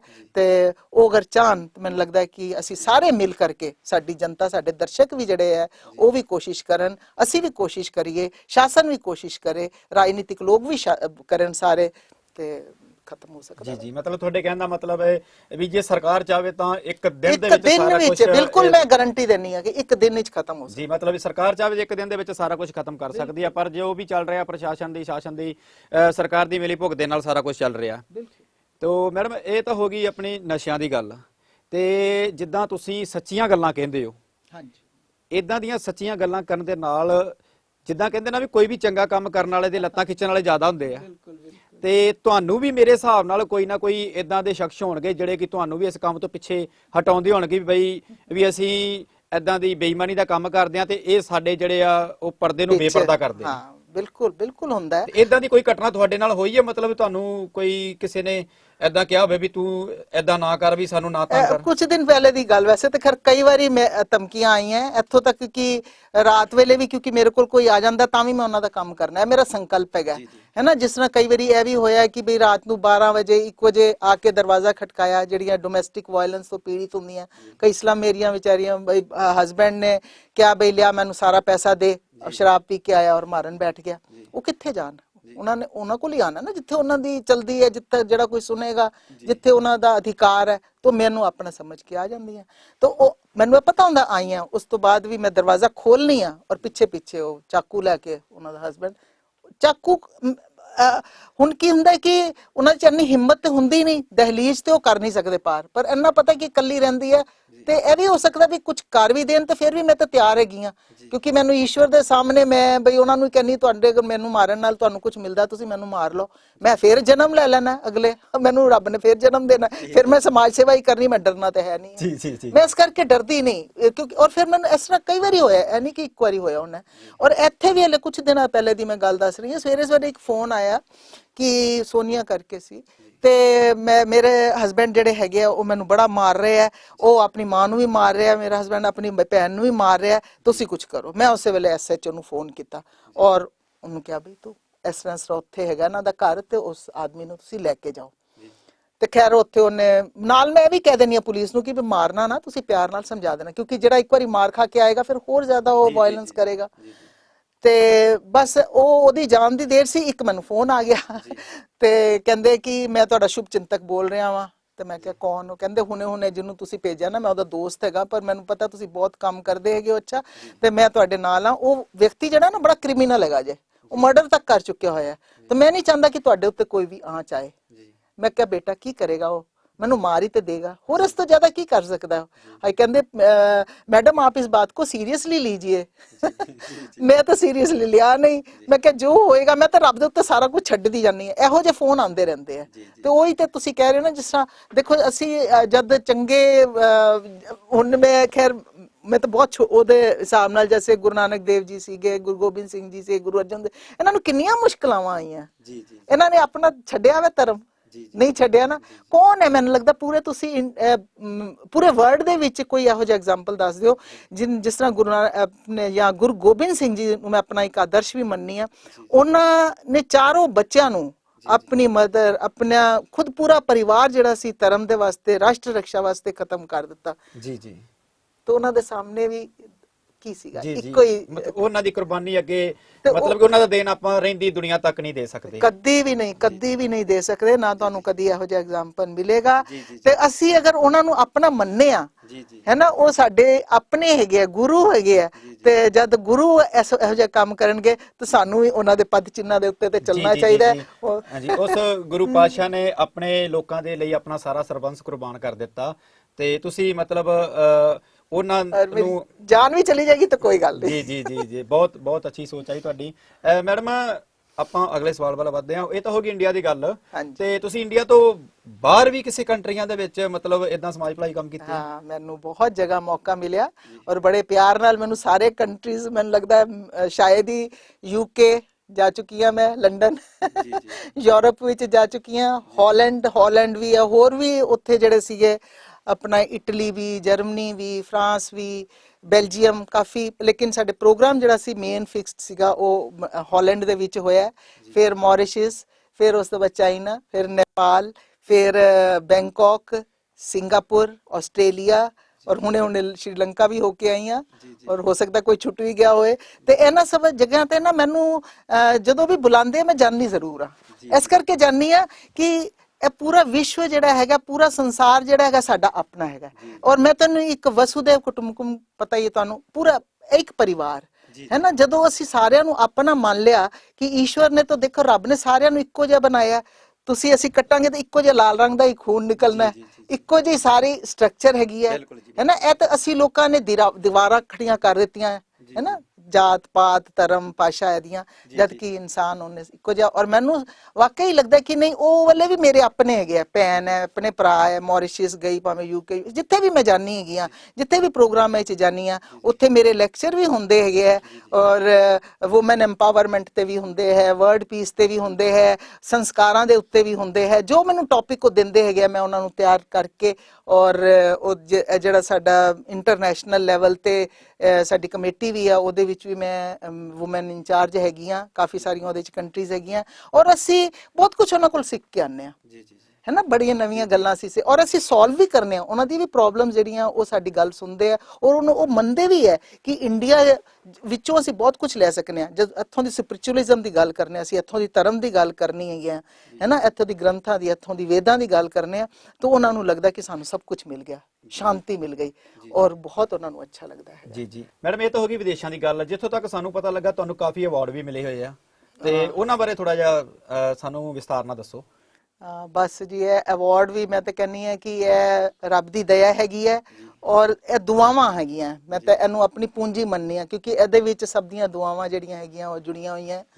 ਹੁਣ ਜਿਸ ਤਰ੍ਹਾਂ ਅਮਰੀਕਾ ਵੀ ਗਏ ਤੇ ਉੱਥੇ ਵੀ ਉਹਨਾਂ ਦੇ ਉਪ ਰਾਸ਼ਟਰਪਤੀ ਨੇ ਵੀ ਸਨਮਾਨਿਤ ਕੀਤਾ ਹੈ ਨਾ, ਤੇ ਨੇਪਾਲ ਵਿੱਚ ਵੀ 2 ਵਾਰੀ ਹੋਇਆ, ਉੱਥੇ ਵੀ ਸਨਮਾਨ, ਏਸ਼ੀਆ ਗੋਲਡ ਇੰਟਰਨੈਸ਼ਨਲ ਅਵਾਰਡ ਵੀ ਮਿਲਿਆ, ਫਿਰ ਇੰਡੀਆ ਨੇਪਾਲ ਫਰੈਂਡਸ਼ਿਪ ਅਵਾਰਡ ਵੀ ਮਿਲਿਆ, ਫਿਰ ਉਸ ਤੋਂ ਬਾਅਦ ਹਲੇ ਲੰਕਾ ਵਿੱਚ ਜਿਹੜਾ ਹੈਗਾ ਆਪਣਾ life time achievement international award ਉਹ ਵੀ ਉਹਨਾਂ ਨੇ ਦਿੱਤਾ। ਇਸ ਤਰ੍ਹਾਂ ਹੀ ਮੌਰੀਸ਼ੀਅਸ ਵੀ, ਬੈਂਕਾਕ, ਜਿੱਥੇ ਵੀ ਗਏ ਹੈਗੇ ਆ ਸਾਰਿਆਂ ਨੇ ਜਿਹੜੇ ਆਪਣੇ ਆਪਣੇ ਅਵਾਰਡ ਜਿਹੜੇ ਉਹਨਾਂ ਦੇ ਉੱਥੋਂ ਦੇ ਹੁੰਦੇ ਸੁਪਰੀਮੋ, ਉਹਨਾਂ ਨੇ ਮੈਨੂੰ ਅਵਾਰਡ ਕੀਤਾ। ਤੇ ਮੈਂ ਤਾਂ ਉਹਨਾਂ ਦੇ ਪ੍ਰਤੀ ਵੀ ਬੜਾ ਧੰਨਵਾਦ ਕਰਾਂਗੀ ਕਿ ਸਾਡੇ ਦੇਸ਼ ਤੋਂ ਬਾਹਰ ਵੀ ਜਿਹੜੇ ਹੈਗੇ ਆ ਉਹ ਵੀ ਸਾਡੇ ਆਪਣੇ ਹੈਗੇ ਆ, ਔਰ ਉਹਨਾਂ ਨੇ ਉਹ ਆਪਣਾਪਨ ਦਿਖਾ ਕਰਕੇ, ਆਪਣਾ ਸਮਝ ਕੇ, ਆਪਣੀ ਭੈਣ ਸਮਝ ਕਰਕੇ ਉਹਨਾਂ ਨੇ ਜੋ ਪਿਆਰ ਮੈਨੂੰ ਦਿੱਤਾ ਉਹ ਮੇਰੀ ਪੂੰਜੀ ਹੈ, ਔਰ ਉਹ ਮੈਂ ਕਦੀ ਵੀ ਨਹੀਂ ਭੁੱਲ ਸਕਾਂਗੀ। ਫਿਰ ਆਈਏ ਇੰਡੀਆ ਵਿੱਚ, ਤੇ ਖੈਰ ਗੱਲ ਕਹਿਣਾ ਹੀ ਕੀ ਹੈ, ਮੈਨੂੰ ਲੱਗਦਾ ਕਿ ਮੈਂ ਸ਼ਾਇਦ ਅਵਾਰਡਸ ਗਿਣ ਹੀ ਨਹੀਂ ਪਾਵਾਂਗੀ, 5000 ਤੋਂ ਵੀ ਸ਼ਾਇਦ ਜ਼ਿਆਦਾ ਹੋ ਸਕਦੇ ਆ। ਤੇ ਜਿਹੜਾ ਰਾਸ਼ਟਰਪਤੀ ਪੁਰਸਕਾਰ ਜਿਹੜਾ ਹੈਗਾ, ਰਾਸ਼ਟਰਪਤੀ ਅਵਾਰਡ ਸਭ ਤੋਂ ਵੱਡਾ ਅਵਾਰਡ ਗਿਣਿਆ ਜਾਂਦਾ ਹੈ। 2000 ਦੇ ਵਿੱਚ ਮੈਨੂੰ ਰਾਸ਼ਟਰਪਤੀ ਜੀ ਨੇ ਹੀ ਦਿੱਤਾ ਸੀ। ਬਹੁਤ ਮੈਨੂੰ ਅੱਛਾ ਵੀ ਲੱਗਿਆ। ਫਿਰ ਮੈਨੂੰ ਲੱਗਾ ਕਿ ਨਹੀਂ, ਹੁਣ ਮੈਂ ਇੰਨਾ ਵੱਡਾ ਅਵਾਰਡ ਲਿਆ ਵਾ ਤੇ ਮੈਂ ਹੋਰ ਵੀ ਜਿਹੜੇ ਕੰਮ ਜ਼ਿਆਦਾ ਤੋਂ ਜ਼ਿਆਦਾ ਕਰਾਂ। ਫਿਰ ਸਾਰਿਆਂ ਨੇ, ਯੂਪੀ ਨੇ, ਮਹਾਰਾਸ਼ਟਰ ਨੇ, ਮਤਲਬ ਹੱਲੇ ਵੀ ਉਹ ਦਿੰਦੇ ਜਾ ਰਹੇ ਹੈ, ਇਹ ਨਹੀਂ ਕਿ ਬਈ ਰੁਕੇ ਹੈ। ਦਿੱਲੀ ਵਿੱਚ ਹੀ ਕਿੰਨੇ ਸਾਰੇ ਅਵਾਰਡ ਜਿਹੜੇ ਹੈਗੇ ਗਵਰਨਮੈਂਟ ਦੇ ਵੀ ਜਿਹੜੇ ਹੈਗੇ ਉਹ ਮੈਨੂੰ ਮਿਲ ਚੁੱਕੇ ਹੈ। ਗਿਆਨ ਵਿਕਾਸ ਜੋਤੀ ਅਵਾਰਡ ਹੈਗਾ, ਫਿਰ ਨੋਬਲ ਰਤਨ ਸ਼੍ਰੀ ਹੈਗਾ, ਫਿਰ ਮੱਧ ਪ੍ਰਦੇਸ਼ ਰਤਨ ਮੈਨੂੰ ਮਿਲ ਚੁੱਕਿਆ ਹੈ, ਜੈਮ ਆਫ ਇੰਡੀਆ ਮਿਲ ਚੁੱਕਾ ਹੈ, ਪ੍ਰਾਈਡ ਆਫ ਇੰਡੀਆ ਮਿਲ ਚੁੱਕਾ ਹੈ, ਕਰਾਊਨ ਆਫ ਇੰਡੀਆ ਮਿਲ ਚੁੱਕਾ ਹੈ। ਫਿਰ ਭੀਮ ਰਾव ਅੰਬੇਡਕਰ ਹੈ, ਫਿਰ ਰਾਜੀਵ ਗਾਂधी ਇੰਟਰਨੈਸ਼ਨਲ ਅਵਾਰਡ ਹੈ, ਇੰਦਰਾ ਗਾਂधी, ਮਦਰ ਟੈਰੇਸਾ, ਤੇ ਪਤਾ ਨਹੀਂ ਕਿੰਨੇ ਮਦਰ ਟੈਰੇਸਾ ਜੀ, ਮਤਲਬ ਕਿ ਜੇ ਆਪਾਂ ਉਹਨਾਂ ਦੀ ਗਿਣਤੀ ਪਤਾ ਨਹੀਂ, ਕਰਨ ਲੱਗ ਮੈਨੂੰ ਜਾਈਏ ਲੱਗਦਾ ਤੇ ਮੈਂ ਸ਼ਾਇਦ, ਹਾਂ ਮੈਨੂੰ ਵੀ ਇੰਨਾ, ਫਿਰ ਤੁਸੀਂ ਆਪ ਖੁਦ ਭਾਸਕਰ, ਕਨਫਿਊਜ਼ ਹੋ ਜਾਓਗੇ। ਮੈਂ ਮਤਲਬ ਈਵਨ ਭਾਸਕਰ ਵਾਲਿਆਂ ਨੇ ਵੀ, ਪੰਜਾਬ ਕੇਸਰੀ ਵਾਲਿਆਂ ਨੇ ਵੀ, ਦੈਨਿਕ ਜਾਗਰਣ ਵਾਲਿਆਂ ਨੇ ਵੀ, ਜਿੰਨੇ ਵੀ ਸਾਡੇ ਹੈਗੇ ਇਹ ਵੀ ਕਈ ਵਾਰੀ ਜਿਹੜੇ ਹੈਗੇ ਉਹ ਸਨਮਾਨਿਤ ਕਰ ਚੁੱਕੇ ਹੈ। ਉੱਥੇ ਐਮਪੀ ਵਿੱਚ ਭਾਸਕਰ ਵੂਮਨ ਆਫ ਐਮਪੀ ਮਿਲਿਆ ਸੀਗਾ ਇੰਦੌਰ ਵਿੱਚ, ਇੱਥੇ ਮੈਨੂੰ ਚੰਡੀਗੜ੍ਹ ਵਿੱਚ ਆਂਦੇ ਹੀ ਮਿਲਿਆ ਵੈ ਭਾਸਕਰ ਵੂਮਨ ਆਫ ਪੰਜਾਬ। ਜੀ ਜੀ, ਬਹੁਤ ਵਧੀਆ ਮੈਡਮ। ਮੇਰੇ ਹਿਸਾਬ ਨਾਲ ਜੇ ਤੁਹਾਡੇ ਅਵਾਰਡ ਗਿਣ ਲੱਗ ਜਾਈਏ ਤੇ ਆਪਾਂ ਨੂੰ ਕਾਫੀ ਸਮਾਂ ਲੱਗ ਜਾਏਗਾ, ਪਰ ਮੈਂ ਬੜੀ ਦੇਰ ਤੋਂ ਦੇਖ ਰਿਹਾ ਤੁਸੀਂ ਕੋਈ ਤੁਹਾਡੇ ਮਨ ਦੇ ਵਿੱਚ ਕੋਈ ਕੁਐਸਚਨ ਸਵਾਲ ਆ ਰਿਹਾ ਜਿਹੜਾ ਤੁਸੀਂ ਕਹਿਣਾ ਚਾਹੁੰਦੇ ਹੋ, ਤੇ ਇਹ ਤੋਂ ਪਹਿਲਾਂ ਕਿ ਮੈਂ ਹੀ ਤੁਹਾਨੂੰ ਪੁੱਛਾਂ ਤੁਸੀਂ ਆਪ ਹੀ ਦੱਸ ਦਿਓ। ਹਾਂ, ਮੈਨੂੰ ਇਹ ਲੱਗਦਾ ਹੈ ਕਿ ਕਿਉਂਕਿ ਈਸ਼ਵਰ ਨੇ ਸਾਨੂੰ ਇਹ ਜੀਵਨ ਦਿੱਤਾ ਹੈਗਾ, ਤੇ ਇਹ ਵੀ ਬਈ ਸਾਡਾ ਜਿਹੜਾ ਹੈਗਾ ਦੂਸਰਿਆਂ ਦੇ ਲੇਖੇ ਹੀ ਲੱਗਣਾ ਚਾਹੀਦਾ ਹੈ ਨਾ। ਕਿਉਂਕਿ ਮੈਂ ਖੁਦ ਵੀ ਬੋਡੀ ਡੋਨੇਟ ਕੀਤੀ ਹੋਈ ਹੈ, ਔਰ ਸਾਡੇ ਅੰਦਰ 34 ਐਸੇ ਆਰਗਨਸ ਹੈ ਜਿਹੜਾ ਕਿ ਦੂਸਰੇ ਮਰਦੇ ਹੋਏ ਵਿਅਕਤੀ ਨੂੰ ਜਿਹੜਾ ਨਵ ਜੀਵਨ ਦੇ ਸਕਦੇ ਹੈਗੇ ਆ। ਆਈਜ਼ ਵੀ ਡੋਨੇਟ ਕੀਤੀਆਂ ਹੋਈਆਂ ਮੈਂ, ਔਰ ਬਹੁਤ ਸਾਰੇ ਲੋਕਾਂ ਨੂੰ ਕਰਵਾਈਆਂ ਵੀ ਹੈਗੀਆਂ। ਤੇ ਮੈਂ ਬਾਕੀ ਮੇਰੇ ਦਰਸ਼ਕਾਂ ਨੂੰ ਵੀ ਕਹਿਣਾ ਚਾਹਾਂਗੀ ਕਿ ਉਹ ਵੀ ਜਿਹੜਾ ਇਹੋ ਜਿਹਾ ਪੁੰਨ ਕੰਮ ਕਰਕੇ ਜਿਹਦੇ ਨਾਲ ਕਿ ਦੂਸਰੇ ਨੂੰ ਵੀ ਜੀਵਨ ਮਿਲੇ, ਤਾਂ ਉਹ ਵੀ ਬੋਡੀ ਡੋਨੇਟ ਆਪਣੀ ਜ਼ਰੂਰ ਕਰਨ। ਉਹਦੇ 'ਚ ਕੋਈ ਮੁਸ਼ਕਿਲ ਨਹੀਂ ਹੈ, ਇੱਕ ਫਾਰਮ ਆਂਦਾ ਹੈਗਾ, ਉਹਨੂੰ ਸਰਟੀਫਾਈ ਜੱਜ ਕਰਦੇ ਹੈਗੇ ਆ, ਔਰ 2-4 ਵਿਟਨੈਸ ਚਾਹੀਦੇ ਹੈ, ਔਰ ਤੁਹਾਡਾ ਇੱਕ ਮੈਂ ਸੋਚਨੀ ਹੈ ਕਿ ਇੱਕ ਤਾਂ ਪ੍ਰਦੂਸ਼ਣ ਵੀ ਉਹਦੇ ਨਾਲ ਬਚੇਗਾ ਬਈ, ਕਿਉਂਕਿ ਉਹਦੇ 'ਚ ਬਹੁਤ ਸਾਰੀ ਲੱਕੜੀ ਲੱਗਦੀ ਹੈ ਜਦੋਂ ਇਨਸਾਨ ਦਾ ਕ੍ਰੀਮੇਸ਼ਨ ਕੀਤਾ ਜਾਂਦਾ ਵੈ, ਔਰ ਉਹ ਲੱਕੜੀ ਜਿਹੜੀ ਹੈ ਤੁਸੀਂ ਦੇਖ ਹੀ ਰਹੇ ਹੋ, ਹਰਿਆਵਲ ਸਾਡੀ ਘੱਟ ਹੁੰਦੀ ਜਾ ਰਹੀ ਹੈ, ਆਕਸੀਜਨ ਉਹ ਜਿਹੜੀ ਹੈ ਉਹ ਘੱਟ ਹੋਏਗੀ, ਔਰ ਇੱਕ ਤੇ ਸਾਡੀ ਲੱਕੜੀ ਬਚੇਗੀ, ਔਰ ਦੂਸਰਾ ਜਿਹੜਾ ਹੈਗਾ ਜਿਹੜਾ ਧੂਆਂ ਹੁੰਦਾ ਉਹਦੇ ਨਾਲ ਵੀ ਜਿਹੜੇ ਪੋਲਿਊਸ਼ਨ ਹੁੰਦਾ ਵੈ, ਸਾਡੀ 에ਅਰ ਪੋਲਿਊਟ ਹੁੰਦੀ ਹੈ, ਉਹ ਵੀ ਬਚੇਗਾ। ਔਰ ਦੂਸਰਾ ਜਿਹੜਾ ਸਭ ਤੋਂ ਵੱਡੀ ਗੱਲ ਜਿਹੜੀ ਹੈ ਕਿ ਅਸੀਂ ਦੂਸਰਿਆਂ ਨੂੰ ਜਿਹੜਾ ਹੈਗਾ ਜੀਵਨ ਦਾਨ ਦੇ ਸਕਾਂਗੇ, ਔਰ ਜੀਵਨ ਦਾਨ ਜਿਹੜਾ ਹੈ ਮਹਾਦਾਨ ਹੈ, ਸ਼੍ਰੇਸ਼ਠ ਦਾਨ ਹੈ। ਔਰ ਮੈਂ ਸਾਰਿਆਂ ਨੂੰ ਇਹ ਅਪੀਲ ਕਰਾਂਗੀ ਕਿ ਆਪਣਾ ਅਗਰ ਤੁਸੀਂ ਵੀ ਇਸੇ ਤਰ੍ਹਾਂ ਬੋਡੀ ਡੋਨੇਟ ਕਰੋ ਤੇ ਬੜੀ ਖੁਸ਼ੀ ਹੋਏਗੀ। ਤੇ ਮੈਡਮ ਆਪਾਂ ਨੂੰ ਦਿਲ ਤਾਂ ਕਰਤਾ ਹੀ ਸਾਡਾ ਤੁਹਾਡੇ ਨਾਲ ਹੋਰ ਵੀ ਬਹੁਤ ਸਾਰੀਆਂ ਗੱਲਾਂ ਕਰਨ ਦਾ, ਪਰ ਕੀ ਕਰੀਏ ਆਪਾਂ ਨੂੰ ਸਮਾਂ ਇਜਾਜ਼ਤ ਨਹੀਂ ਦੇ ਰਿਹਾ। ਤੇ ਮੈਂ ਤੁਹਾਨੂੰ ਇਹ ਰਿਕੁਐਸਟ ਕਰਾਂਗਾ ਕਿ ਜਾਂਦੇ ਜਾਂਦੇ ਸਾਡੇ ਦਰਸ਼ਕਾਂ ਨੂੰ ਕੋਈ ਮੈਸੇਜ ਸੁਨੇਹਾ ਦੇਣਾ ਚਾਹੋ। ਮੈਂ ਆਪਣੇ ਪਿਆਰੇ ਦਰਸ਼ਕਾਂ ਨੂੰ ਜ਼ਰੂਰ ਸੁਨੇਹਾ ਦੇਣਾ ਚਾਹਾਂਗੀ ਜਿਨ੍ਹਾਂ ਨੇ ਮੈਨੂੰ ਬੜੇ ਪਿਆਰ ਨਾਲ ਇੰਨੀ ਦੇਰ ਤੱਕ ਸੁਣਿਆ, ਔਰ ਮੇਰਾ ਮੈਸੇਜ ਵੈਸੇ ਤਾਂ ਇਨਡਾਇਰੈਕਟ ਤੁਹਾਡੇ ਕੋਲ ਪਹੁੰਚ ਹੀ ਗਿਆ ਹੋਏਗਾ ਕਿ ਇਹ ਜੀਵਨ ਜਿਹੜਾ ਹੈਗਾ ਇਹ ਈਸ਼ਵਰ ਨੇ ਦਿੱਤਾ ਵੈ, ਔਰ ਪਤਾ ਨਹੀਂ ਦੁਬਾਰਾ ਜਨਮ ਮਿਲੇ ਜਾਂ ਨਾ ਮਿਲੇ। ਇਹ ਜਿਹੜਾ ਹੁਣ ਜਨਮ ਮਿਲਿਆ ਵੈ ਇਹ ਅਸੀਂ ਜ਼ਰੂਰ ਹੀ ਤਨ ਮਨ ਧਨ ਨਾਲ ਨਿਸਵਾਰਥ ਰੂਪ ਨਾਲ ਅਸੀਂ ਸਮਾਜ ਨੂੰ ਹੀ ਵਾਪਸ ਕਰੀਏ, ਕਿਉਂਕਿ ਸਾਨੂੰ ਜਿਹੜਾ ਹੈਗਾ ਈਸ਼ਵਰ ਨੇ ਦਿੱਤਾ ਹੀ ਐਸੇ ਕਰਕੇ ਹੈ ਇਹ ਜਨਮ, ਕਿ ਅਸੀਂ ਇਹਨੂੰ ਇੱਕ ਇੱਕ ਪਲ ਵੀ ਜਿਹੜਾ ਹੈਗਾ ਉਹ ਸਾਡਾ ਆਪਣਾ ਨਹੀਂ ਹੈਗਾ, ਇਹ ਸਾਨੂੰ ਈਸ਼ਵਰ ਨੇ ਦਿੱਤਾ ਹੋਇਆ। ਔਰ ਈਸ਼ਵਰ ਦਾ ਵੀ ਇਹੋ ਮੈਸੇਜ ਹੈ ਕਿ ਨਹੀਂ, ਇਹ ਮੈਂ ਤੁਹਾਨੂੰ ਜਨਮ ਦਿੱਤਾ ਹੈ ਤੇ ਇਹ ਤੁਸੀਂ ਪੂਰਾ ਜਿਹੜਾ ਪਰਉਪਕਾਰ ਵਿੱਚ ਲਗਾਉਣਾ ਹੈ, ਦੁਖੀਆਂ ਵਿੱਚ ਲਗਾਉਣਾ ਹੈ, ਜ਼ਰੂਰਤਮੰਦਾਂ ਵਿੱਚ ਜਾਂ ਸ਼ੋਸ਼ਤਾਂ ਵਿੱਚ ਜਿਹੜਾ ਅਨਿਆਏ ਹੋ ਰਿਹਾ ਉਹਨਾਂ ਨੂੰ ਨਿਆਂ ਦਿਲਾਣਾ ਹੈ, ਔਰ ਜਿੰਨਾ ਵੀ ਹੋ ਸਕੇ ਤੁਸੀਂ ਅੱਛੇ ਤੋਂ ਅੱਛਾ ਕੰਮ ਕਰਕੇ ਦੂਸਰਿਆਂ ਦਾ ਵੀ ਜੀਵਨ ਜਿਹੜਾ ਵੈ ਉਹ ਸਫਲ ਬਣਾਉਣਾ ਹੈ। ਬਹੁਤ ਵਧੀਆ ਮੈਡਮ, ਤੁਸੀਂ ਮੈਸੇਜ ਦਿੱਤਾ ਤੇ ਸਾਡੇ ਸਟੂਡੀਓ ਵਿੱਚ ਆਉਣ ਤੇ ਤੁਹਾਡਾ ਬਹੁਤ-ਬਹੁਤ ਧੰਨਵਾਦ। ਅਸੀਂ ਵੀ ਪ੍ਰਮਾਤਮਾ ਵਾਹਿਗੁਰੂ ਸੱਚੇ ਪਾਤਸ਼ਾਹ ਅੱਗੇ ਹੀ ਅਰਦਾਸ ਕਰਦੇ ਹਾਂ ਕਿ ਤੁਹਾਡੀ ਇਸ ਮੁਹਿੰਮ ਨੂੰ ਦਿਨ ਦੁਗਣੀ ਰਾਤ ਚੌਗਣੀ ਤਰੱਕੀ ਮਿਲੇ। ਸੋ ਦੋਸਤੋ, ਦਿਲ ਤਾਂ ਕਰਦਾ ਹੀ ਤੁਹਾਡੇ ਨਾਲ ਹੋਰ ਵੀ ਬਹੁਤ ਸਾਰੀਆਂ ਗੱਲਾਂ ਕਰੀਏ, ਪਰ ਕੀ ਕਰੀਏ, ਸਮਾਂ ਇਜਾਜ਼ਤ ਨਹੀਂ ਦਿੰਦਾ। ਅਗਲੇ ਪ੍ਰੋਗਰਾਮ ਦੇ ਵਿੱਚ ਇੱਕ ਨਵੀਂ ਸ਼ਖਸੀਅਤ ਦੇ ਨਾਲ ਤੁਹਾਡੇ ਰੂਬਰੂ ਫੇਰ ਆਵਾਂਗੇ। ਤਦ ਤੱਕ ਦੇ ਲਈ ਜਸਵਿੰਦਰ ਸਿੰਘ ਨੂੰ ਦਿਓ ਇਜਾਜ਼ਤ। ਸਤਿ ਸ੍ਰੀ ਅਕਾਲ। ਇੱਕ ਨਜ਼ਰ